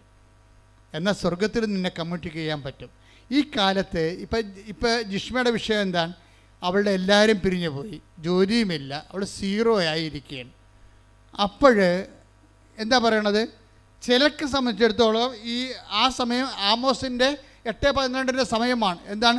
കടൽ മുതൽ കടൽ വരെ, കടൽ മുതൽ കടൽ വരെയും വടക്ക് മുതൽ കടൽ മുതൽ കടൽ വരെയും, കടൽ മുതൽ കടൽ വരെയും വടക്ക് മുതൽ കിഴക്ക് വരെയും, വടക്ക് മുതൽ കിഴക്ക് വരെയും അലഞ്ഞു നടക്കും. കർത്താവിന്റെ വചനം തേടി അവർ ഉഴലുമെങ്കിലും കണ്ടെത്തുകയില്ല. ഇപ്പോൾ വടക്ക് മുതൽ കിഴക്ക് വരെ എന്ന് പറഞ്ഞത് ഇസ്രയേലിൻ്റെ ഒരു ജിയോഗ്രഫിക്കൽ അവർക്ക് പടിഞ്ഞാറ് ഇല്ല. ശരിക്കും പറഞ്ഞാൽ ഇവിടെ കുറച്ച് സ്ഥലമേ ഉള്ളൂ, ആൾപ്പാർപ്പുമില്ല. അതൊക്കെ കിഴക്കുണ്ട്, വടക്കും ആൾക്കാരുണ്ട്, കിഴക്കും ആൾക്കാരുണ്ട്. അപ്പോൾ ഈ ആൾക്കാരുടെ എല്ലാ കൂട്ടത്തിൽ ഇവൻ അലഞ്ഞു നടക്കുന്ന ഒരു കാലം ഉണ്ടാവും. ആൾക്കാരുടെ കൂട്ടത്തിൽ ഇവൻ അലഞ്ഞു നടക്കും. ഒരാൾക്കാരും പക്ഷേ ഇവിടെ ഉണ്ടാകത്തില്ല. അതാണ് പറഞ്ഞത്, ആരുമില്ല. ജനക്കൂട്ടത്തിലൊക്കെ എൻ്റെ ബന്ധുക്കളെ സ്വന്തപ്പെട്ടവരുടെയൊക്കെ സഹായത്തിലൊക്കെ ഞാൻ അലഞ്ഞു നടന്നു, പക്ഷേ എനിക്കാരുമില്ല. എന്ത് സംഭവിച്ചിരിക്കണത്? കടൽ മുതൽ കടൽ വരെയും വടക്ക് മുതൽ കിഴക്ക് വരെയും നീ ഉഴലും, എങ്കിലും കണ്ടെത്തുകയില്ല. അപ്പം ഒന്നും കാണാൻ ഇവിടെയാണ്. ഇതാണ് ഒരു സ്പിരിച്വൽ ട്രാജഡി എന്ന് പറഞ്ഞ കാര്യം. ഈ ഒരു വിഷയത്തിൽ കണ്ടെത്താത്തത് എന്തുകൊണ്ടാണ്? നമ്മളുടെ ഒരു മസിൽ പവർ കൊണ്ടോ ഒരു ബുദ്ധി കൊണ്ടോ ഒരു ബന്ധം കൊണ്ടോ കണ്ടെത്താവുന്നൊരു മേഖല അല്ല ഇത്. അതുകൊണ്ടാണ് ജെറമിയ പറയണത്, ദൈവം തന്നെ ഈ സമയത്ത് ഇനിഷ്യേറ്റീവ് എടുക്കേണ്ടി വരും, നമുക്ക് ചെയ്യാൻ പറ്റത്തില്ല. അപ്പം നമുക്ക് ശ്വാസം കിട്ടാതെ വരുമ്പോൾ നമ്മളെന്ത് ചെയ്യും? വെന്റിലേറ്റർ വെക്കും അല്ലേ? നമുക്ക് ശ്വാസം എടുക്കാൻ പറ്റത്തില്ല. ശ്വാസം എടുക്കാൻ പറ്റാതെ വരുമ്പോൾ വെന്റിലേറ്റർ വെച്ച് കൊടുക്കും ശ്വസിക്കാൻ വേണ്ടി. അതുപോലെ നമുക്ക് ദൈവത്തെ കണ്ടെത്താൻ പറ്റാതെ വരുമ്പോൾ ദൈവം എന്തു ചെയ്യും? ദൈവത്തിൻ്റെ ഓൺലൈനിൽ ഗ്രീൻ ചാനലിലുള്ള ആളാണ്, നേരത്തെ ആസ്തിയുള്ള ആളാണെങ്കിൽ എന്തു ചെയ്യും? ജെറമിയ 29:14 വർക്കൗട്ട് ചെയ്യും. എന്താണ്? നിങ്ങൾ പറഞ്ഞേ, നിങ്ങൾ എന്നെ കണ്ടെത്താൻ ഞാൻ ഇടയാക്കും. അപ്പൊ ഇങ്ങനെയുള്ള 0 അവറിൽ ദൈവം തന്നെ ഇനിഷ്യേറ്റീവ് എടുക്കും. അങ്ങനെ ഇനിഷ്യേറ്റീവ് എടുക്കണമെങ്കിൽ എന്ത് ചെയ്യണം? നല്ല കാലത്ത് ദൈവത്തെ മറക്കാതെ ജീവിക്കണം. പിടിയിട്ടില്ലേ? Message is clear. നല്ല കാലത്ത്, ഒരുമാതിരിപ്പെട്ട വലിയ കുഴപ്പമില്ലാത്ത കാലത്ത് നിങ്ങൾ ഉഴപ്പ് കാണിക്കാതെ നടത്താം. മനസ്സിലായില്ലേ? കുഴപ്പമില്ലാത്ത കാലത്ത് കുടുംബപ്രാർത്ഥന ഇല്ലാതെ തിയേറ്ററിൽ സിനിമയിലൊക്കെ ഇപ്പോൾ ഒളിച്ചിരുന്ന് കഴിഞ്ഞാൽ ഇന്നല്ലെങ്കിൽ നാളെ പിടി വീഴുമെന്ന കാര്യം ഒരു ഉറപ്പാണ്. എന്താ? നിങ്ങൾ പോക്കൃത്തരം കാണിച്ചില്ല. നിങ്ങൾക്ക് നല്ല കാലത്ത് നിങ്ങൾ കുടുംബപ്രാർത്ഥന ഇല്ല, ഓരോരോ കാര്യം പറഞ്ഞ് ഇവർ വന്ന് ബന്ധുക്കൾ വന്ന് എന്തൊക്കെ പറഞ്ഞുകൊണ്ട് നിങ്ങൾ കുടുംബപ്രാർത്ഥനയിലൊക്കെ ഉഴപ്പിക്കഴിഞ്ഞാൽ നിങ്ങളപ്പം തന്നെ ടാർഗറ്റായി, ബ്രാൻഡഡായി. അങ്ങനെ ചെയ്താൽ നിങ്ങൾ അനുദപിക്കാൻ മുന്നോട്ട് പോകാൻ പറ്റത്തില്ല നിങ്ങൾക്ക്. അപ്പോൾ അത് നിങ്ങൾക്ക് നല്ല നട്ടെല്ലുണ്ടാകണം. എന്താ കാര്യം? എന്തെല്ലാം പ്രശ്നമുണ്ടാകും, ഏതെല്ലാം എംബ്രാം വന്നാലും ശരി, കർത്താവിൻ്റെ സമയം ഞാൻ നഷ്ടപ്പെടുത്തത്തില്ല. അവിടെ കോംപ്രമൈസ് ഒത്തുതീർപ്പ് ചെയ്യത്തില്ല. പ്രാർത്ഥിച്ച്, കർത്താവേ എന്റെ ജീവിതത്തിലെ എന്ത് തിരക്ക് വന്നാലും എത്ര വലിയ ആൾക്കാരുമായി കണ്ടുമുട്ടേണ്ടി വന്നാലും എന്റെ പ്രാർത്ഥനാ സമയം ഡാമേജ് ആകാതിരിക്കാൻ എന്നെ അഭിഷേകം ചെയ്യണം.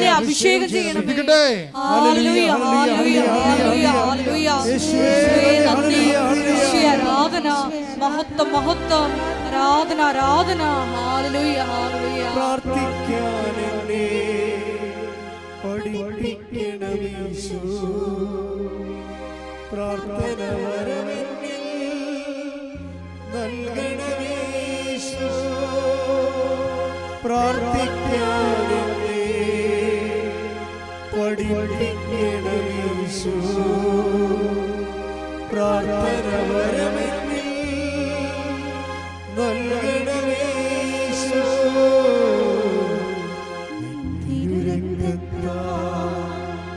കഴുകണമീശോ, തിരുഹിതം ഹിതമെന്നിൽ നിറവേറ്റണമേ യേശു. എൻ്റെ മക്കളെ, ഈ ധ്യാനം വളരെ ശ്രദ്ധയോടെ നിങ്ങൾ പങ്കെടുക്കേണ്ടതാണ്. എന്താ പ്രശ്നം വെച്ച് കഴിഞ്ഞാൽ, ഇനി നമ്മളുടെ ഒരു ടൈമിൽ ഈ പറഞ്ഞ ക്ലേശകാലത്ത് നമുക്ക് ദൈവത്തെ അന്വേഷിച്ച് പോകുന്നതിന് പരിമിതികളുണ്ട്. കാര്യം എന്താ? നമുക്ക് കുഞ്ഞിന് ആശുപത്രിയിലാണ്, കുഞ്ഞിന് രോഗമാണ്, അത് വെന്റിലേറ്ററിലാണ്, ഡോക്ടർ ഡേറ്റ് പറഞ്ഞിരിക്കുന്നു. നമുക്ക് അതിന് ഡോക്ടർ ആശുപത്രിക്കാർ പറഞ്ഞ പൈസ കൊടുക്കാതെ നമുക്ക് പൈസ ഇല്ല, പൈസയ്ക്ക് വേണ്ടി നമ്മൾ തിണ്ടി നടക്കുന്നു, കിട്ടുമോ ഇല്ലെന്ന് അറിയത്തില്ല. ഇങ്ങനെ എല്ലാം കൊണ്ടും നമ്മൾ മുട്ടുകയും വിളിക്കുകയും തിരക്കുകയും അന്വേഷിക്കുകയും ചെയ്യുന്ന കാര്യങ്ങളെല്ലാം നോ നോ നോ നോ എന്ന് പറഞ്ഞ് വാതിൽ നമ്മുടെ മുഖത്തിന് നേരെ കൊട്ടി അടക്കുന്ന സമയത്ത് നമുക്ക് പ്രാർത്ഥിക്കാൻ പറ്റത്തില്ല. ഇങ്ങനൊരു ഹവർ ഉണ്ടാകും നമ്മുടെ ജീവിതത്തിൽ. ആ സമയത്ത് നമ്മൾ ദൈവത്തെ തിരക്കി നടക്കാൻ പറ്റാത്തൊരു സമയമാണത്. ആ സമയത്തുള്ള പ്രൊവിഷൻ എന്താണ്? ദൈവം നമ്മളെ തിരക്കി വരണം. മനസ്സിലായില്ലേ? ദൈവം നമ്മളെ തിരക്കി വരണമെന്നുണ്ടെങ്കിൽ ദൈവത്തിന് നീ പ്രിയപ്പെട്ട വ്യക്തിയാകണം. അല്ലെ ദൈവത്തിന് എന്ത് കാര്യം ഈ മരപ്പെട്ട ഇറക്കാൻ വല്ല കാര്യമുണ്ടോ? അത് നിങ്ങൾ ചിന്തിക്കണം. നമുക്ക് ദൈവത്തെ തിരക്കി പോകാൻ പറ്റാത്ത, ദൈവത്തെ കണ്ടുപിടിക്കാൻ പറ്റാത്ത അവസ്ഥയാണ് വരണ സമയത്ത് പിന്നെ ഒരു ഓപ്ഷൻ സാധ്യതയുള്ള എന്താണ്? ദൈവം നമ്മളെ കണ്ടുപിടിക്കണം. ദൈവം നമ്മളെ കണ്ടുപിടിക്കണമെങ്കിൽ എന്ത് ചെയ്യണം? അതാണ് ജെറമ്യ 29:14 പറയണത്. എന്താ പറയണത്? നിങ്ങൾ എന്നെ കണ്ടെത്താൻ ഞാൻ ഇടയാക്കുമെന്ന് കർത്താവ് അരുളി ചെയ്യുന്നു. അപ്പൊ ദൈവം തന്നെ ഇടയാക്കിയാലേ നമുക്ക് ദൈവത്തെ കണ്ടെത്താൻ പറ്റത്തുള്ളൂ. അതാണ് ഒരു സിറ്റുവേഷൻസ്. പക്ഷേ ദൈവം നിങ്ങളെ കണ്ടെത്താൻ ദൈവം തന്നെ ഇനിഷ്യേറ്റീവ് എടുക്കണമെന്നുണ്ടെങ്കിൽ നിങ്ങൾ ആരായിരിക്കണം? നിങ്ങളെ ദൈവത്തിന് നഷ്ടപ്പെടാൻ പാടില്ലാത്ത വ്യക്തിയായി മാറണം. പ്രഷ്യസ് ആയിരിക്കണം. നിങ്ങൾ പ്രഷ്യസ് ആയിട്ടുള്ള നിങ്ങളെ പട്ടിക്കാട്ടത്തിൻ്റെ വില നിങ്ങൾക്ക് ഇല്ലയെന്നുണ്ടെങ്കിൽ ദൈവത്തിന് എന്തിനാണ് ഈ പട്ടിക്കാട്ടത്തിന് പുറകെ നടക്കാൻ പല കാര്യമുണ്ട്. അത് വളരെ സീരിയസ് ആണ്. നിങ്ങളൊരു തങ്കക്കട്ടയായി മാറണം, അല്ല പട്ടിക്കാട്ടമായിട്ടൊരു കാര്യമില്ല. അങ്ങനെ വരുമ്പോൾ ദൈവത്തെ നിങ്ങൾ തിരക്കി നടക്കേണ്ട കാര്യമില്ല. പട്ടിക്കാട്ടത്തിന് പുറകെ വല്ലതും തിരക്കി നടക്കുക. വെയിലിരിക്കണ പാമ്പിനെ ആരാ എടുത്ത് തുളവെക്കാൻ പോണത്? നടക്കത്തില്ല.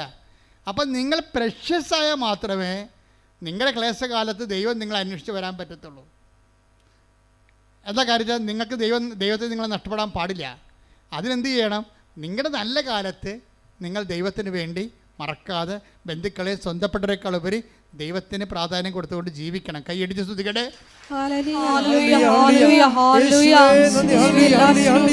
നിന്നെ സ്നേഹിക്കുവാൻ, നിന്നെ മഹത്വപ്പെടുത്തി ജീവിക്കുവാൻ ഈ ആരാധനയിലൂടെ ഞങ്ങളെ തിരഞ്ഞെടുത്ത് അഭിഷേകം ചെയ്യണമേ, നിന്റെ സ്വന്തമാക്കി മാറ്റണമേ.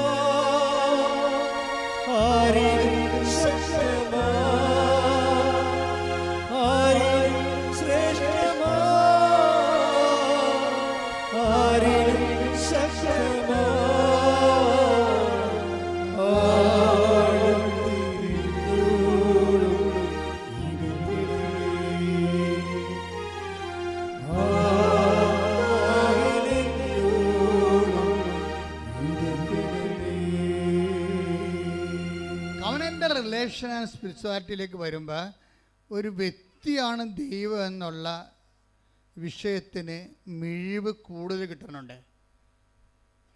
എല്ലാ വ്യക്തികളും ഇങ്ങനെ പിരിഞ്ഞ് പോകും. ഇപ്പം ജിഷ ശരിക്കും പറഞ്ഞാൽ ഡൈവേഴ്സ് അല്ല, സെപ്പറേറ്റഡ് ആണ്. തമ്മിൽ കണ്ടിട്ട് വർഷമായി തമ്മിൽ സംസാരിച്ചൊരു വർഷമായി കേസ് നടന്നുകൊണ്ടിരിക്കുകയാണ്. പക്ഷെ ജോലിയുമില്ല, ജീവിതം തീർന്ന് വല്ലാത്തൊരു അവസ്ഥയാണ്. ഈ സമയത്ത് എന്താണ്? ഇവൾക്ക് ജെറമിയ 29:14 വർക്കൗട്ട് ചെയ്യും. എന്താണ്? ദൈവം ഇവളെ തിരക്കി വരും. കാര്യം ഇവളെ നഷ്ടപ്പെടാൻ പാടില്ല. കാര്യം എന്താണ്? നല്ല കാലത്ത് ഇവൾ ദൈവത്തിന് വേണ്ടി ജീവിച്ചവളാണ്. അതുകൊണ്ട് എന്നാ ചെയ്യും? ഇപ്പം ഭർത്താവ് സെപ്പറേറ്റഡായി, അതുപോലെ തന്നെ അവർക്ക് ജോലിയുമില്ല, അവർ തമ്മിൽ സംസാരവുമില്ല, കണ്ടിട്ട് മാസങ്ങളായി. ഇങ്ങനെ ഒരു വിഷമസന്ധിയിൽ ഇവൾ കർത്താവേ എനിക്കെന്ത് സംഭവിച്ചെന്ന് ചോദിക്കും. കർത്താവേ എനിക്കെന്ത് സംഭവിച്ചു, ഞാൻ ഇനി എൻ്റെ ജീവിതത്തിൽ എന്താണ്, കേസ് ഇങ്ങനെ വന്നിട്ട് ഇത് ഡൈവേഴ്സായി പോവുമോ, ജോലി ഇല്ലാതാണ്ടായി നിൽക്കുമോ, എൻ്റെ ജീവിതം തീർന്ന് പോവുകയാണല്ലോ, എനിക്കെന്ത് സംഭവിച്ചു എന്ന് ചോദിക്കും. എന്നിട്ട് ഇവളെന്ത് ചെയ്യും? ഇവളെന്താ ചെയ്തുകൊണ്ടിരുന്നത്? അമ്മ പറഞ്ഞിട്ട് ബൈബിൾ അവൾ മുടങ്ങാതെ വായിച്ചുകൊണ്ടിരിക്കുകയായിരുന്നു. അപ്പോൾ ഈ ഒരു വിഷമസന്ധി വന്നപ്പോൾ പെട്ടെന്ന് ഇവൾ ബൈബിൾ എടുത്തിട്ട് വിശ്വാസപ്രമാണം ചൊല്ലി ബൈബിൾ ഓപ്പൺ ചെയ്യും. കർത്താവെ എന്ത് ചെയ്യണം ഞാനെന്ന് ചോദിക്കും. അപ്പോൾ എന്ത് ചെയ്യണം ഞാനെന്ന് ചോദിക്കുമ്പോഴേ ശരിക്കും പറഞ്ഞാൽ എന്താണ് അതിന് മറുപടി പറയും ദൈവം. ചിലരോട് മറുപടി പറയത്തില്ല, ചിലരോടും ദൈവം മിണ്ടത്തില്ലല്ലോ, ബൈബിൾ തുറന്നാലും ഒന്നും മനസ്സിലാകത്തില്ല. അത് ആമോസ് 8:12 എന്താണ്? കടലെല്ലാം ഞാൻ അന്വേഷിച്ചു, വടക്കും കിഴക്കും അന്വേഷിച്ചു, ഒന്നും ഞാൻ കണ്ടില്ലെന്ന് പറയണത് വെച്ചാൽ എന്നോട് ഒരു വചനവും എനിക്ക് കിട്ടിയില്ലെന്ന് പറയുന്നത് എന്താണ്? നിങ്ങളുടെ ആസ്തി ഭദ്രത ഇല്ല. പക്ഷേ ഇവളങ്ങനെയല്ല, ഇവൾക്ക് ആസ്തി ഭദ്രതയുണ്ട്. ഈ ഉടമ്പടി ഞങ്ങൾ എപ്പോഴും നിങ്ങളോട് പറയും, നിങ്ങൾ ആസ്തി ഉണ്ടാക്കാനുള്ള സമയമാണ്.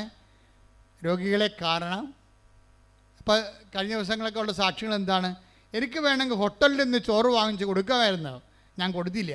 ഞാൻ അവിടുത്തെ പോയി അരിയും കറിയും സാധനങ്ങൾ വാങ്ങിച്ച് അവിടെ അടുക്കളയിൽ പോയി ആ ഓൾഡ് മാൻ ആൾക്കാർ താമസിക്കുന്ന അടുക്കളയിൽ പോയി അവിടെ കൂടെ ഇരുന്നുകൊണ്ട് അരി വെച്ച് ഊണാക്കി കറിയാക്കി ഞാൻ അവർക്ക് വിളമ്പി കൊടുത്തു. എന്താ കാര്യം? കർത്താവിനെ പ്രതിയാണ്. എനിക്ക് വേണമെങ്കിൽ ഹോട്ടലിൽ നിന്ന് മുടക്കി കാശ്, അപ്പം ഹോട്ടലിൽ നിന്ന് വാങ്ങിച്ച് ചോറ് കൊടുക്കുമായിരുന്നു, നിസ്സാര കാര്യമായിരുന്നു. അപ്പം ഞാൻ ചെയ്യാതെ കർത്താവിന് വേണ്ടി ഞാനത് ചെയ്തു. അപ്പോൾ എന്താ ആസ്തി കൂടുകയാണ്. ദൈവത്തിൻ്റെ നാമത്തിനാണ്. ഈ ദൈവത്തിൻ്റെ നാമം എന്ന് പറയുമ്പോൾ ദൈവം നമുക്ക് അനുഭവവേദ്യമാകണതും നമുക്ക് ഇൻട്രാക്ട് ചെയ്യാൻ പറ്റണത് നാമത്തിൻ്റെ ബേസിലാണ്. അതായത് നമ്മുടെ മുമ്പിലുള്ളത് ടാഞ്ചിബിളായിട്ടുള്ളത് നാമമാണ്. ഈ നാമത്തെ ഇപ്പം നമ്മളൊരു സൽപ്രവൃത്തി ചെയ്യുമ്പോൾ നമ്മൾ ആരുടെ നാമത്തിലാണ് ചെയ്യണത്? ഈശോയുടെ നാമത്തിലെ. അപ്പോൾ ദൈവത്തിൻ്റെ കൃപയെല്ലാം, ക്രിസ്തു നേടിയ കൃപയെല്ലാം ഈ ക്രിസ്തു ഇപ്പം നമ്മൾ കണ്ട ഒരു ഐക്കൺ, മൊബൈലിൽ ഒരു ഐക്കൺ നമ്മൾ ടച്ച് ചെയ്ത് കഴിഞ്ഞാൽ ആ ഐക്കണിലുള്ള മുഴുവൻ സംഭവങ്ങളും നമുക്ക് കിട്ടും. അതുപോലെ ക്രിസ്തു ഒരു ഐക്കണായിരിക്കുന്നത് നാമത്തിലാണ്. അതുകൊണ്ടാണ് ഈശോ പറഞ്ഞത്, എൻ്റെ നാമത്തിൽ നിങ്ങളൊരു ഗ്ലാസ് പച്ചവെള്ളം കൊടുത്താൽ ഞാനതിന് പ്രതിഫലം നൽകും. ഈ ക്രിസ്തു ഈ പാപത്തിന് പരിഹാരം ചെയ്ത് പിതാവിൻ്റെ തിരുമനസ്സ് നിറവേറ്റി കഴിഞ്ഞപ്പോൾ പിതാവ് ക്രിസ്തുവിൻ്റെ നാമത്തെ മഹത്വപ്പെടുത്തി. അതുകൊണ്ടാണ് ഈശോ പറയുന്നത് 17:4 യോഹന്നാനിലെ, പിതാവേ ഭൂമിയിൽ ഞാൻ അങ്ങയെ മഹത്വപ്പെടുത്തി, അങ്ങേ പക്കൽ എന്നെ മഹത്വപ്പെടുത്തണമേ. അതിൻ്റെ കൂടെ തന്നെ കിടക്കുന്നുണ്ട് അങ്ങയുടെ നാമത്തെ മഹത്വപ്പെടുത്തണമേ എന്ന്. അത് ഇടിമിന്നൽ പോലെ കർത്താവ് പീഡാനുഭവങ്ങളുടെ ഒരു മുന്നാസ്വാദനം പോലെ അനുഭവം കാണുമ്പോൾ ഈശോ പറയും, പിതാവേ അങ്ങയുടെ നാമത്തെ മഹത്വപ്പെടുത്തണമേ.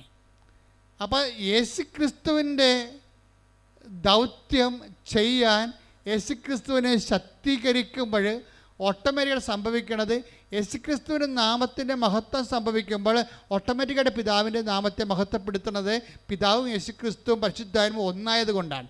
ഒരേ സമയം തന്നെ 3 വ്യക്തികളായിരിക്കുകയും സത്തയിൽ ഒന്നായിരിക്കുകയും ചെയ്യുമ്പോൾ അതെല്ലാം വർക്കിംഗ് കണ്ടീഷൻ ആകുന്നത് നാമത്തിൻ്റെ ബേസ്മെൻറ്റിലാണ്. ശ്രുതികട്ടെ hallelujah. Hallelujah, hallelujah, hallelujah, hallelujah, നന്ദി, ഹല്ലേലൂയ, ഹല്ലേലൂയ, സൽപ്രവൃത്തികളിലൂടെ എല്ലാം അങ്ങയുടെ നാമത്തെ മഹത്വപ്പെടുത്തി മുന്നേറുവാൻ ഈ ആരാധനയിലൂടെ കൃപയാകണേ.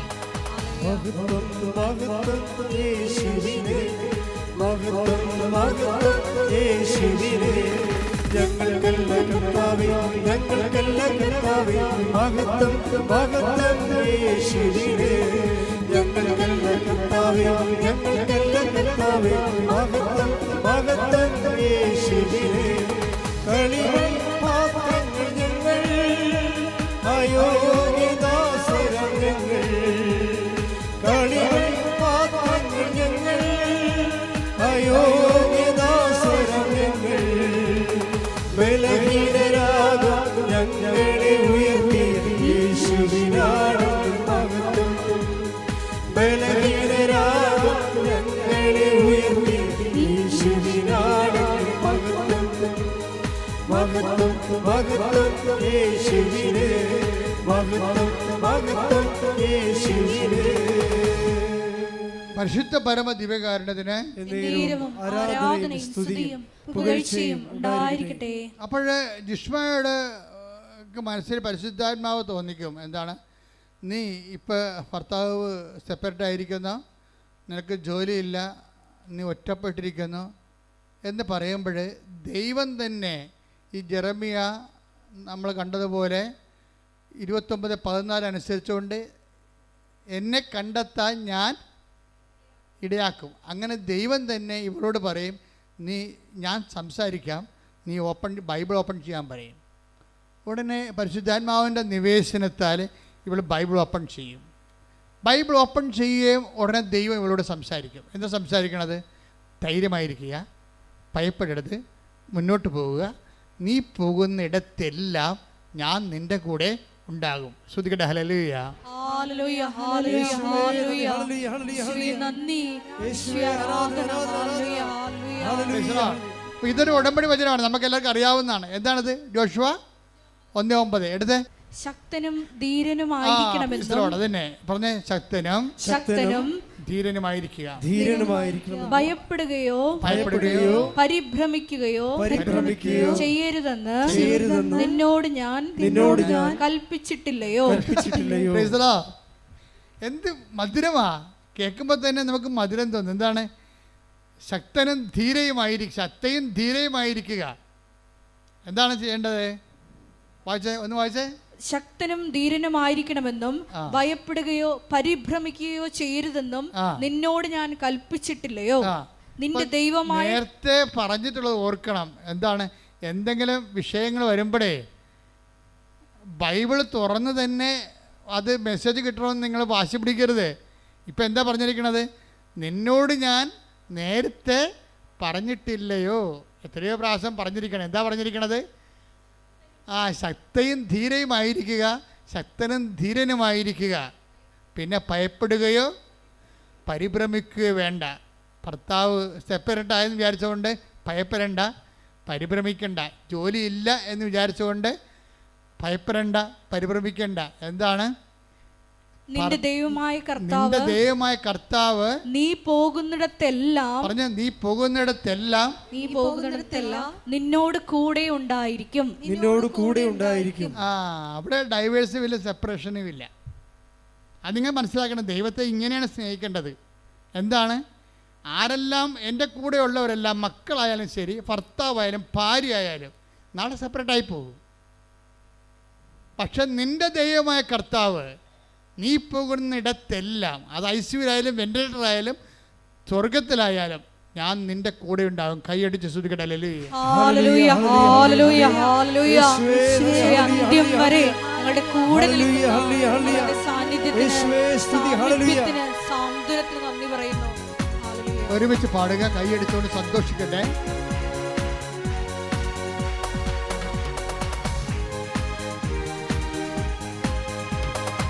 എനിക്കായി കരുതുന്നവൻ, ഭാരങ്ങൾ വഹിക്കുന്നവൻ, എനിക്കായി കരുതുന്നവൻ, ഭാരങ്ങൾ വഹിക്കുന്നവൻ, എന്നെ കൈവിടാത്തവൻ, യേശുവിൻ കൂടെയുണ്ട്.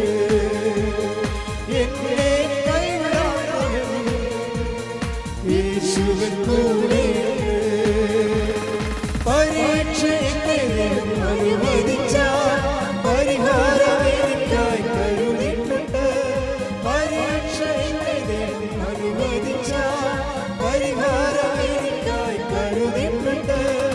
എന്തിനെന്നോ ചോദിക്കില്ല ഞാൻ, എന്റെ നന്മയ്ക്കായെന്നറിയുന്നു ഞാൻ.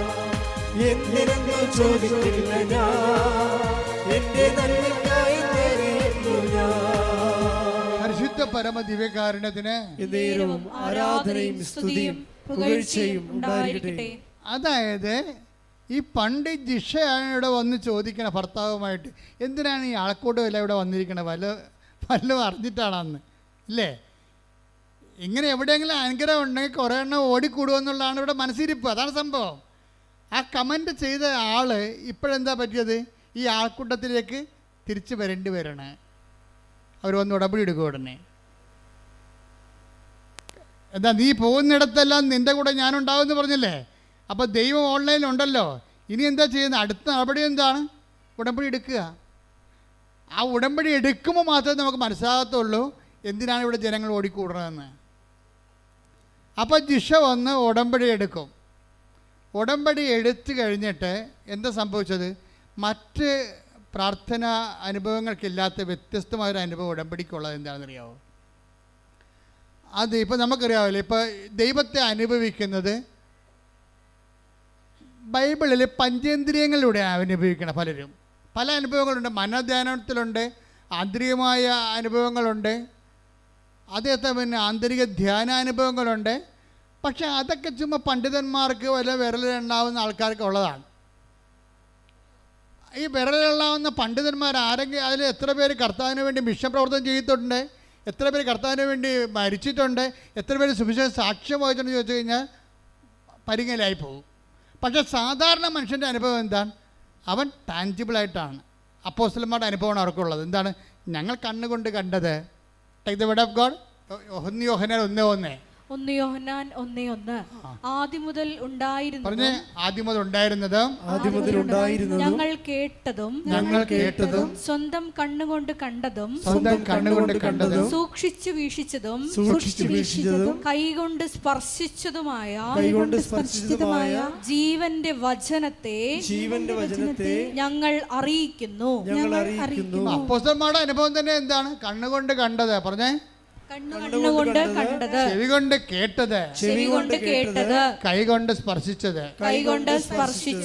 ഇപ്പോഴും 2 അവയവം പുറത്തായി പോയി. എന്തൊക്കെയാണ്? മൂക്കും നാക്കും.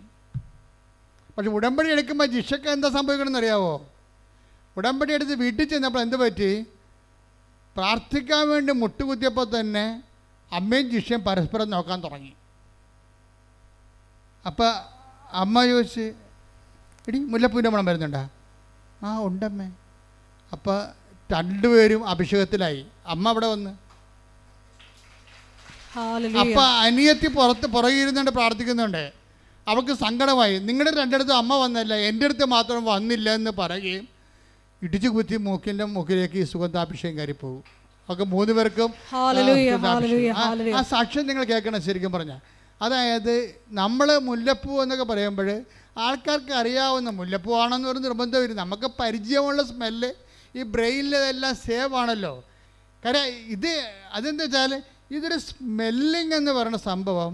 മൂക്ക് ഒരു ഈ ഘ്രാണയന്ത്രം എന്ന് പറഞ്ഞാൽ ഇത് ശരിക്കും പറഞ്ഞാൽ ദൈവാനുഭവത്തിൻ്റെ ഒരു 4ാം ഇന്ദ്രിയമായിട്ട് വർക്കൗട്ട് ചെയ്യുകയാണ്. അത് ഒരാൾക്ക് മാത്രമല്ല. ഇനിയിപ്പം നാക്കുണ്ട്. നാക്കെന്ന് പറയുമ്പോൾ ഈ നാക്ക് പ്രശ്നം എന്ന് വെച്ചാൽ നാക്ക് നമുക്കറിയാം, നമ്മുടെ ഈ നാക്കല്ല അവിടെ ഉദ്ദേശിക്കുന്നത്. കർത്താവ് എത്ര നല്ലവനെന്ന് take the word of God. ശ്രുതികട്ടെ. Hallelujah, hallelujah, hallelujah, hallelujah. യേശുവേ നന്ദി. Hallelujah, hallelujah. യേശുവേ സ്തുതി. Hallelujah, hallelujah. സങ്കീർത്തനം 34:8. കർത്താവ് എത്ര നല്ലവനെന്ന് രുചിച്ചറിയുവിൻ. പറഞ്ഞേ.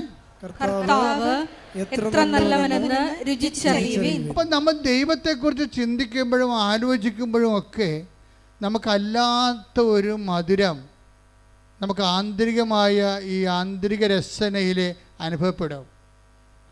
അത് ഒരു അത്തരം അനുഭവങ്ങളിലേക്ക് നമ്മൾ എത്തപ്പെടാൻ വേണ്ടിയാണ് ദൈവം ഈ ക്രമീകരണങ്ങളൊക്കെ നമ്മുടെ ജീവിതത്തിലെ സമ്മർദ്ദങ്ങളൊക്കെ ചെയ്യണത്. ദൈവത്തെ അനുഭവിക്കാനുള്ള ഇപ്പം തന്നെ കഴിഞ്ഞ ദിവസങ്ങളിൽ ഞാൻ ആദ്യം പറഞ്ഞില്ലേ, ആ സാന്ദ്ര പറഞ്ഞെന്തറിയാമോ?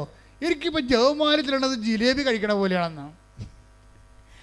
ജവമാല അധികം ചെല്ലാത്ത ആളായിരുന്നു. പക്ഷെ അഭിഷേകം കിട്ടിയ ആളിനെ അഭിഷേകം കിട്ടിയിട്ട് ജവമാല ചെല്ലുമ്പോൾ ആന്തരിക മധുരം വരികയാണ്. എനിക്കിപ്പോൾ ജപമാല ചെല്ലണത് ജിലേബി കഴിക്കണ പോലെയാണെന്ന്. അത് ഇവള് പറയണത് ബൈബിൾ വായിക്കുമ്പോൾ എനിക്ക് ആന്തരിക അഭിഷേകം കിട്ടുമെന്നാണ്. ഇത് ആന്തരിക രസനയിലുള്ള ആത്മാവിൻ്റെ നാവിലുള്ള ഒരു മധുരമാണ്, ഒരു അനുഭവമാണ് ശരിക്കും. അത് ബൈബിള് പിന്നെ അത് പറയുന്നുണ്ട് മധുരത്തെക്കുറിച്ച്. Take the word of God. അതായത് സങ്കീർത്തനം 19:10 എടുത്ത്. സങ്കീർത്തനം 19:10. അവ പൊന്നിനെയും തങ്കത്തെയും കാൾ അഭികാമ്യമാണ്. അവ തേനിനെയും തേൻ കട്ടയും കാൾ മധുരമാണ്. സങ്കീർത്തനം ദൈവവചനത്തെ അനുഭവിക്കണത് എങ്ങനെയാണ്? അത് തേനിനേക്കാൾ, സങ്കീർത്തനം 19:10 എന്താ പറയണത്? അത് തേനിനേക്കാളും പറഞ്ഞേ, അവ തേനിനേക്കാളും തേൻ കട്ടയേക്കാളും മധുരമുള്ളതാണ്. അപ്പൊ നിങ്ങളുടെ അരമണിക്കൂർ വചനം വായിക്കാൻ അച്ഛൻ പറഞ്ഞില്ലേ? അരമണിക്കൂർ വചനം വായിക്കാൻ പറഞ്ഞതിൻ്റെ കാരണം നിങ്ങൾ 10 കൊല്ലം വായിച്ചിട്ടും വചനം നിങ്ങൾക്ക് തേൻ കട്ടയെ പോലെ മധുരമില്ലെങ്കിൽ നിങ്ങൾ അഭിഷേകത്തിന് വേണ്ടി പ്രാർത്ഥിക്കണം. നിങ്ങളൊരു വർത്തമാന പത്രം വായിക്കണം, ഒരു ബൈബിൾ വായിച്ചിട്ടാണ് നിങ്ങൾക്ക് ആന്തരിക രചനയിൽ ദൈവവചനം മധുരമാകാതിരിക്കണത്. വചനം വായിക്കുന്തോറും നമുക്ക് ഭയങ്കരമായ മധുരിമ, ആന്തരിക മധുരിമ അനുഭവപ്പെടും, സന്തോഷവും. അതുപോലെ തന്നെ വചനത്തിലൂടെ ദൈവം നയിക്കണതും ദൈവത്തിൻ്റെ സ്നേഹം അനുഭവിക്കുന്നതാണ് ഈ മധുരം എന്ന് പറയണത്. അല്ലാതെ പഞ്ചാര എന്ന് പറഞ്ഞിട്ട് നമുക്ക് വായിലിടുമ്പോൾ ഉണ്ടാകുന്ന മധുരമല്ല, ദൈവ സ്നേഹമല്ലാതെ അനുഭവിക്കും നമ്മൾ. അപ്പം ദൈവ സ്നേഹമായതുകൊണ്ട് അത് വചനത്തിലൂടെ, വചന വായനയിലൂടെ, വചന നിവർത്തീകരണത്തിലൂടെയൊക്കെ, വചന ധ്യാനത്തിലൂടെ അനുഭവിക്കാൻ എളുപ്പമാണ്. അതിന് ഒരു ഭാരം, ഇപ്പം നമുക്ക് ഒരു മിനിമം ഭാരം ഉണ്ടാവുമല്ലോ. ഇപ്പോൾ ഒരു വിമാനം 700 യാത്രക്കാരെയും കൊണ്ട് റൺവേയിലൂടെ ഇങ്ങനെ ഓടിപ്പോകുമ്പോൾ നല്ല അതിൻ്റെ സ്പീഡ് 200 കിലോമീറ്ററാക്കി, പിന്നെ 300 കിലോമീറ്ററാക്കി, പിന്നെ 400 കിലോമീറ്ററാക്കി, 450 കിലോമീറ്റർ സ്പീഡാകുമ്പോൾ അവരുടനെ എൻ്റെ ചിറക് ഇങ്ങനെ അങ്ങോട്ട് നമുക്ക് വിമാനത്തിരിക്കുമ്പോൾ അറിയാൻ പറ്റും. അവർ ചിറക് 450 കിലോമീറ്റർ വിമാനം റൺവേയിൽ സ്പീഡായി കഴിഞ്ഞാൽ ചിറക് അവരെങ്ങനെ അഡ്ജസ്റ്റ് ചെയ്ത് ഇങ്ങനെ കാറ്റിനെ ഈ ചിറകിൽ പിടിക്കും. അപ്പോൾ ഈ സാധനം പൊന്തിപ്പോവും. ആ കാറ്റിൽ ചിറകിനെ അവർ പിടിക്കാൻ വേണ്ടി അഡ്ജസ്റ്റ്മെൻറ്റ് അവിടെ ചെയ്തിട്ടുണ്ട്. നമുക്ക് നമ്മളെ വിരിങ് സ്റ്റേറ്റ് നോക്കുമ്പോൾ ഈ ചിറകിങ്ങനെ ഇളകിങ്ങനെ ഇങ്ങനെ കാറ്റിനെ പിടിക്കണ കാണാൻ പറ്റും. അപ്പോഴീ വിമാനം നേരെ പൊന്തി വരും. അപ്പോൾ 750 യാത്രക്കാരുടെ വിമാനത്തിൻ്റെ ടൺ എത്രയാണെങ്കിലും ആ ഭാരം ലഘുവായി മാറും. ആ ഭാരത്തിനെല്ലാം കാറ്റും സ്പീഡും കൂടി താങ്ങി നിർത്തും. ഇതുപോലെ വചനം വായിക്കുന്ന ആദ്യകാലം വായിക്കണ്ട, നാളെ പ്രാർത്ഥിക്കാം, ഇപ്പം പ്രാർത്ഥിക്കണ്ട, പിന്നെ പ്രാർത്ഥിക്കാം. അപ്പോൾ മകൻ അവിടെ ഇരുന്ന് പെരിച്ചാഴി പറയും, അമ്മേ ഒരു കൊന്ത 2 ദിവസം ചെല്ലിയാൽ മതി എന്ന് പറയും. അപ്പം തന്നെ ആ പാസ്തോന പുസ്തകം എടുത്ത് അവനെ തലക്കെട്ടടിക്കണം. അതായത് ഒരു തരം ഫ്രോഡും അക്സെപ്റ്റ് ചെയ്യത്തില്ല. ഇന്നല്ലെങ്കിൽ നാളെ പിടിവീഴും. കാരണം എന്താ, നിങ്ങളെ അതുകൊണ്ട് തന്നെ ശക്തനും ധീരനുമായിരിക്കും എന്ന് പറഞ്ഞ പോലെ തന്നെ ദൈവതിരുസന്നിധിയിൽ സത്യത്തോടെ നിൽക്കാൻ നോക്കണം.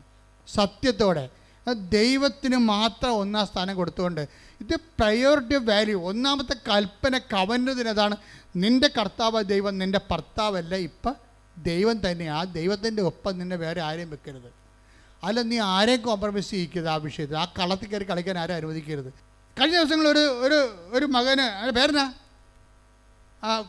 ആശുപത്രിയിൽ കിടന്ന്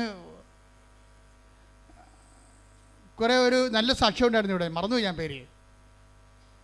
അപ്പോൾ അയാൾ പറയണത് എന്താ വെച്ച് കഴിഞ്ഞാൽ, എൻ്റെ മകനാണ് എന്നെ ദൈവത്തിനെ ഇപ്പോൾ കാണിച്ചതെന്നാണ് പറയണം. എന്താ കാര്യം വെച്ച് കഴിഞ്ഞാൽ, മകൻ്റെ കൂടെ മകന് ജനിച്ചപ്പോൾ ചങ്കും കരളും ആമാശയവും കിഡ്നിയും ഒക്കെ പല സ്ഥലത്തായിരുന്നു. അപ്പോൾ ഡോക്ടർ പല സമയത്ത് ഈ കുഞ്ഞിനെ അബോർട്ട് ചെയ്യാൻ വേണ്ടി, ഇപ്പോൾ ഏതാണ്ട് 95% ആൾക്കാർ, 95,000 ആൾക്കാർ കണ്ടിട്ടുണ്ട്. 1,00,000 ആൾക്കാർ കണ്ടത് ആ സാക്ഷ്യം. എന്നുവെച്ചാൽ ഈ കുഞ്ഞിനെ അബോർട്ട് ചെയ്യാൻ പലപ്പോഴും ഡോക്ടർ പറഞ്ഞു. കാര്യം വെച്ച് കഴിഞ്ഞാൽ, ഈ കുഞ്ഞിന് കിഡ്നി ചങ്കിൻ്റെ അകത്തും നെഞ്ചിൻ്റെ അവിടെയും, പിന്നെ അത് ആമാശയില്ല, അത് തൊടേന്ന് ഇത് വാങ്ങിച്ച് വെച്ചിട്ടാണ്, തൊടേന്ന് ഞരമ്പെടുത്തിട്ടാണ് ആമാശയം രണ്ടാമത് ഉണ്ടാക്കണം. അപ്പോൾ ഇങ്ങനെയൊക്കെ പല അവയവങ്ങളും ഇല്ലാതെ വരും. അതുകൊണ്ട് ജനിക്കുമ്പോൾ തന്നെ ഇത് മരിക്കും. നിങ്ങൾ അബോർട്ട് ചെയ്യണം, നല്ലത് മതി. അപ്പൻ അബോർട്ട് ചെയ്യിക്കത്തില്ല. അപ്പൻ അബോർട്ട് ചെയ്യാതെ വിശ്വാസത്തിൽ തന്നെ അപ്പൻ പിടിച്ചു നിൽക്കും. ആ സാക്ഷ്യം നിങ്ങൾ കേട്ടിട്ടുള്ളവർ ഒന്ന് കൈപൊക്കിക്കേ. അനൂപിൻ്റെ സാക്ഷ്യം. അനൂപ് ഒരു കോംപ്രമൈസ് തയ്യാറാകത്തില്ല. അവസാനം ആ കൊച്ചിന്, ആ മനുഷ്യൻ വിശ്വാസത്തിൽ ദൈവത്തിൻ്റെ കൂടെ നിന്നുകൊണ്ട് വീണ്ടെടുക്കണ എടുപ്പെന്ന് പറഞ്ഞ ഐതിഹാസികമായ ഒരു ആത്മീയ വിജയത്തിൻ്റെ ചരിത്രമാണ്. കൈയടിച്ച് സ്തുതിക്കണല്ലേ.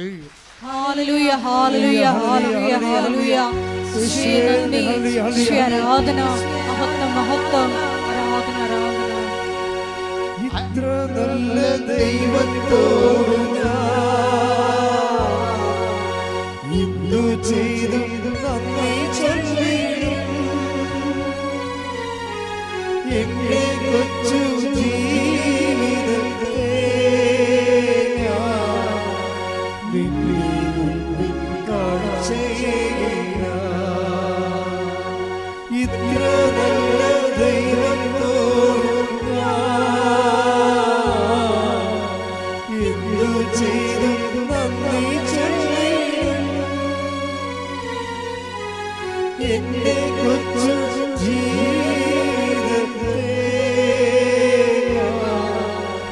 നിന്നെ മുൻപിൽ കാഴ്ചയേകിടാം. അതായത് അനൂപ് എന്തുകൊണ്ടാണ് ഡൈവേഴ്സ് ചെയ്യരുത്, അബോർട്ട് ചെയ്യരുതെന്ന് പറയാൻ കാര്യം എന്താണ്? അയാളുടെ ആസ്തിയാണ്. അയാളെ കുഞ്ഞുനാൾ പോലും മാതാവിൻ്റെ ആളാണ്. അപ്പോൾ ഒരു അറ്റ കൈ ഉണ്ടായാൽ അമ്മ അഭയം തരുമെന്ന് അയാൾക്കറിയാം. അതുകൊണ്ട് പക്ഷേ എന്നാലും പലപ്പോഴും പല പല പ്രശ്നങ്ങൾ കാരണം, ഈ ആമാശയമില്ലാത്ത കാരണവും അതുപോലെ കിഡ്നികൾ സ്ഥലം മാറിയിരിക്കുന്ന കാരണവും കുഞ്ഞിനെപ്പോഴും ഇഷ്യൂസ് ഡെവലപ്പ് ചെയ്യും. പല പല ഓപ്പറേഷൻ കഴിയും. ഒരു കൊല്ലമൊക്കെയാണ് ICU കിടന്നത്. 22 ലക്ഷം രൂപയാവാൻ ചിലവ്. എന്നിട്ട് ഫൈറ്റ് ചെയ്യണം. ഡോക്ടർമാർ പറയുക, ഡോക്ടർമാരുടെ ആത്മവിശ്വാസം വരെ പോകുമ്പോഴും ഇവൻ ഈ ഉടുത്ത തുണിയാലെ ഇവിടെ വന്നു, ഉടമ്പടി എടുത്തിട്ടില്ല, ഉടുത്ത തുണിയാലെ അമ്മയെടുത്ത് വരും. അമ്മയെടുത്ത് വന്നിട്ട് പറയും, ഞാൻ അമ്മയ്ക്ക് ഒരാഴ്ച തരും എൻ്റെ കുഞ്ഞിനെ രക്ഷപ്പെടുത്താൻ. അവിടെ നിന്ന് അവൻ പറയും, ഞാൻ ഉടുത്ത തുണിയാലെ ഷേവ് പോലും ചെയ്യാതെ അമ്മയുടെ മുമ്പിൽ വന്ന് നിൽക്കുകയാണ്, ഞാൻ അമ്മയ്ക്ക് ഒരാഴ്ച തരും, ഇന്ന് ശനിയാഴ്ച, അടുത്ത ശനിയാഴ്ചക്കുള്ളിൽ എൻ്റെ കുഞ്ഞ് റെഡിയായിരിക്കണം, ഞാൻ പോകണമെന്ന് പറയും. അത് ആധികാരികതയാണ്. എന്ന് വെച്ച് കഴിഞ്ഞാൽ അങ്ങനെ പറയാനുള്ള ഒരു ചങ്കൂറ്റം എങ്ങനെ കിട്ടിയതാണത്? നേരത്തെ ദൈവത്തിന് വേണ്ടി ജീവിക്കുമ്പോൾ ആധ്യാത്മിക ജീവിതം നിനക്ക് നൽകുന്ന ഒരു ഈടുവെപ്പാണ്. കൈയടിച്ച് ശ്രദ്ധിക്കട്ടെ. ഹല്ലേലൂയ. യേശുവേ നന്ദി. ഹല്ലേലൂയ.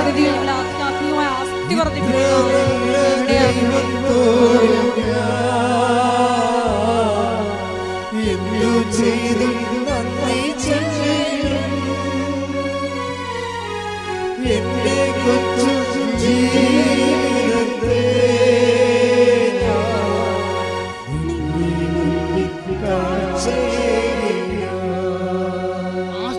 ഇതാണ് ആസ്തിയും ആത്മവിശ്വാസവും എന്ന് പറയണത്.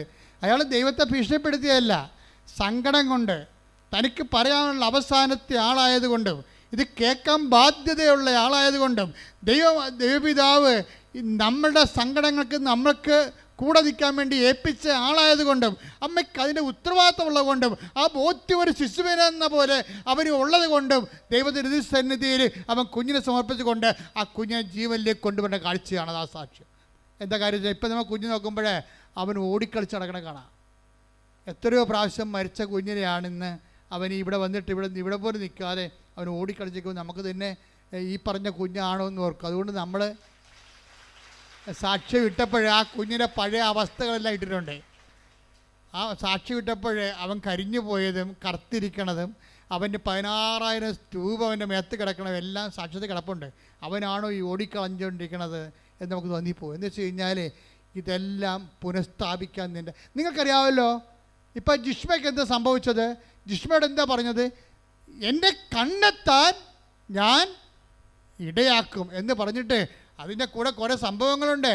അതെല്ലാം ഉടമ്പടിയുടെ വാഗ്ദാനങ്ങളാണ്. Take the word of God. എന്നെ കണ്ടെത്താൻ ഞാൻ ഇടയാക്കുമെന്ന് കർത്താവ് അരുളിച്ചെയ്യുന്നു. ഞാൻ നിങ്ങളുടെ ഐശ്വര്യം പുനഃസ്ഥാപിക്കും. കൈയടിക്കട്ടെ, ശ്രദ്ധിക്കട്ടെ. ഹല്ലേലൂയ.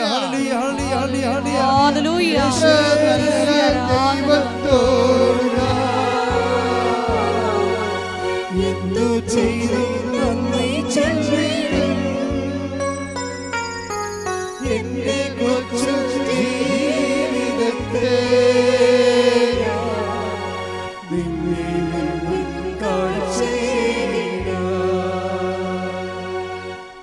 അടുത്ത വചനം വായിച്ചേ. നിങ്ങളെ ചിതറിച്ചിരിക്കുന്ന എല്ലാ സ്ഥലങ്ങളിലും ദേശങ്ങളിൽ നിന്ന് ഞാൻ നിങ്ങളെ ഒരുമിച്ച് കൂട്ടും. Praise the Lord. ഇതെല്ലാം ഉടമ്പടിയുടെ വാഗ്ദാനങ്ങളാണ്. എന്തൊക്കെയാണ് പറഞ്ഞിരിക്കുന്നത്? എന്ന് പറഞ്ഞേ, എന്നെ കണ്ടെത്താൻ ഞാൻ ഇടയാക്കും. ഞാൻ നിന്റെ ഐശ്വര്യം പുനഃസ്ഥാപിക്കും. നിന്നെ ചിതറിച്ചിരിക്കുന്ന സ്ഥലത്തിൽ നിന്ന് ഞാൻ നിന്നെ കൂട്ടിച്ചേർക്കും. ആർക്കുള്ള വചനമാണിത്? ഇത് ജിഷ്മക്കുള്ള വചനമാണ്. എന്താ കാര്യം അറിയാവോ? ഉടമ്പടി എടുത്ത് കഴിഞ്ഞപ്പോഴേ അവൾക്ക് ജോലി കിട്ടി. അത് ജോലിയില്ലായിരിക്കരുന്ന്. അമ്മ ജോലി കൊടുത്തു, ഗവൺമെൻറ് ജോലി കൊടുത്തു. അപ്പോൾ തന്നെ പിടിച്ചു നിൽക്കാനുള്ള ഒരു തറയായി. പിന്നെ ഒരു കൊല്ലം കഴിഞ്ഞപ്പോൾ കേസ് തീർന്നപ്പോൾ എന്നാ പറ്റി? അവർ തമ്മിൽ വീണ്ടും യോജിച്ചു. അതെന്തിൻ്റെ പ്രകാരമാണ്? അത് ഈ ജെറമ്യ 29:14. എന്താ കാര്യം? അതായത് നിങ്ങളെ ചിതറിച്ചിരിക്കുന്ന സ്ഥലത്ത് നിന്ന്, സെപ്പറേറ്റായ സ്ഥലത്ത് നിന്ന് ഞാൻ നിങ്ങളെ ഒരുമിച്ച് കൂട്ടും. നിങ്ങളുടെ ജീവിത പങ്കാളിയോ മക്കളോ ഭർത്താവോ ഭാര്യയോ ആരും നിങ്ങളിൽ നിന്ന് വേർപെട്ടു പോയാലും ഉടമ്പടി പ്രകാരം അവരെ തിരിച്ചു കൊണ്ടുവന്ന് നിങ്ങളെ ഐക്യപ്പെടുത്താൻ ദൈവം നിങ്ങളെ കാത്തിരിക്കുന്നു. ശ്രദ്ധിക്കട്ടെ.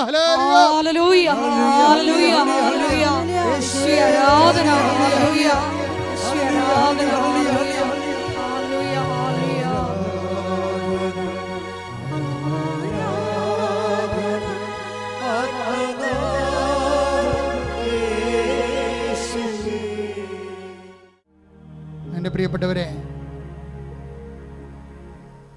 ഉടമ്പടിയിലെ ഏറ്റവും വലിയ കാതലായ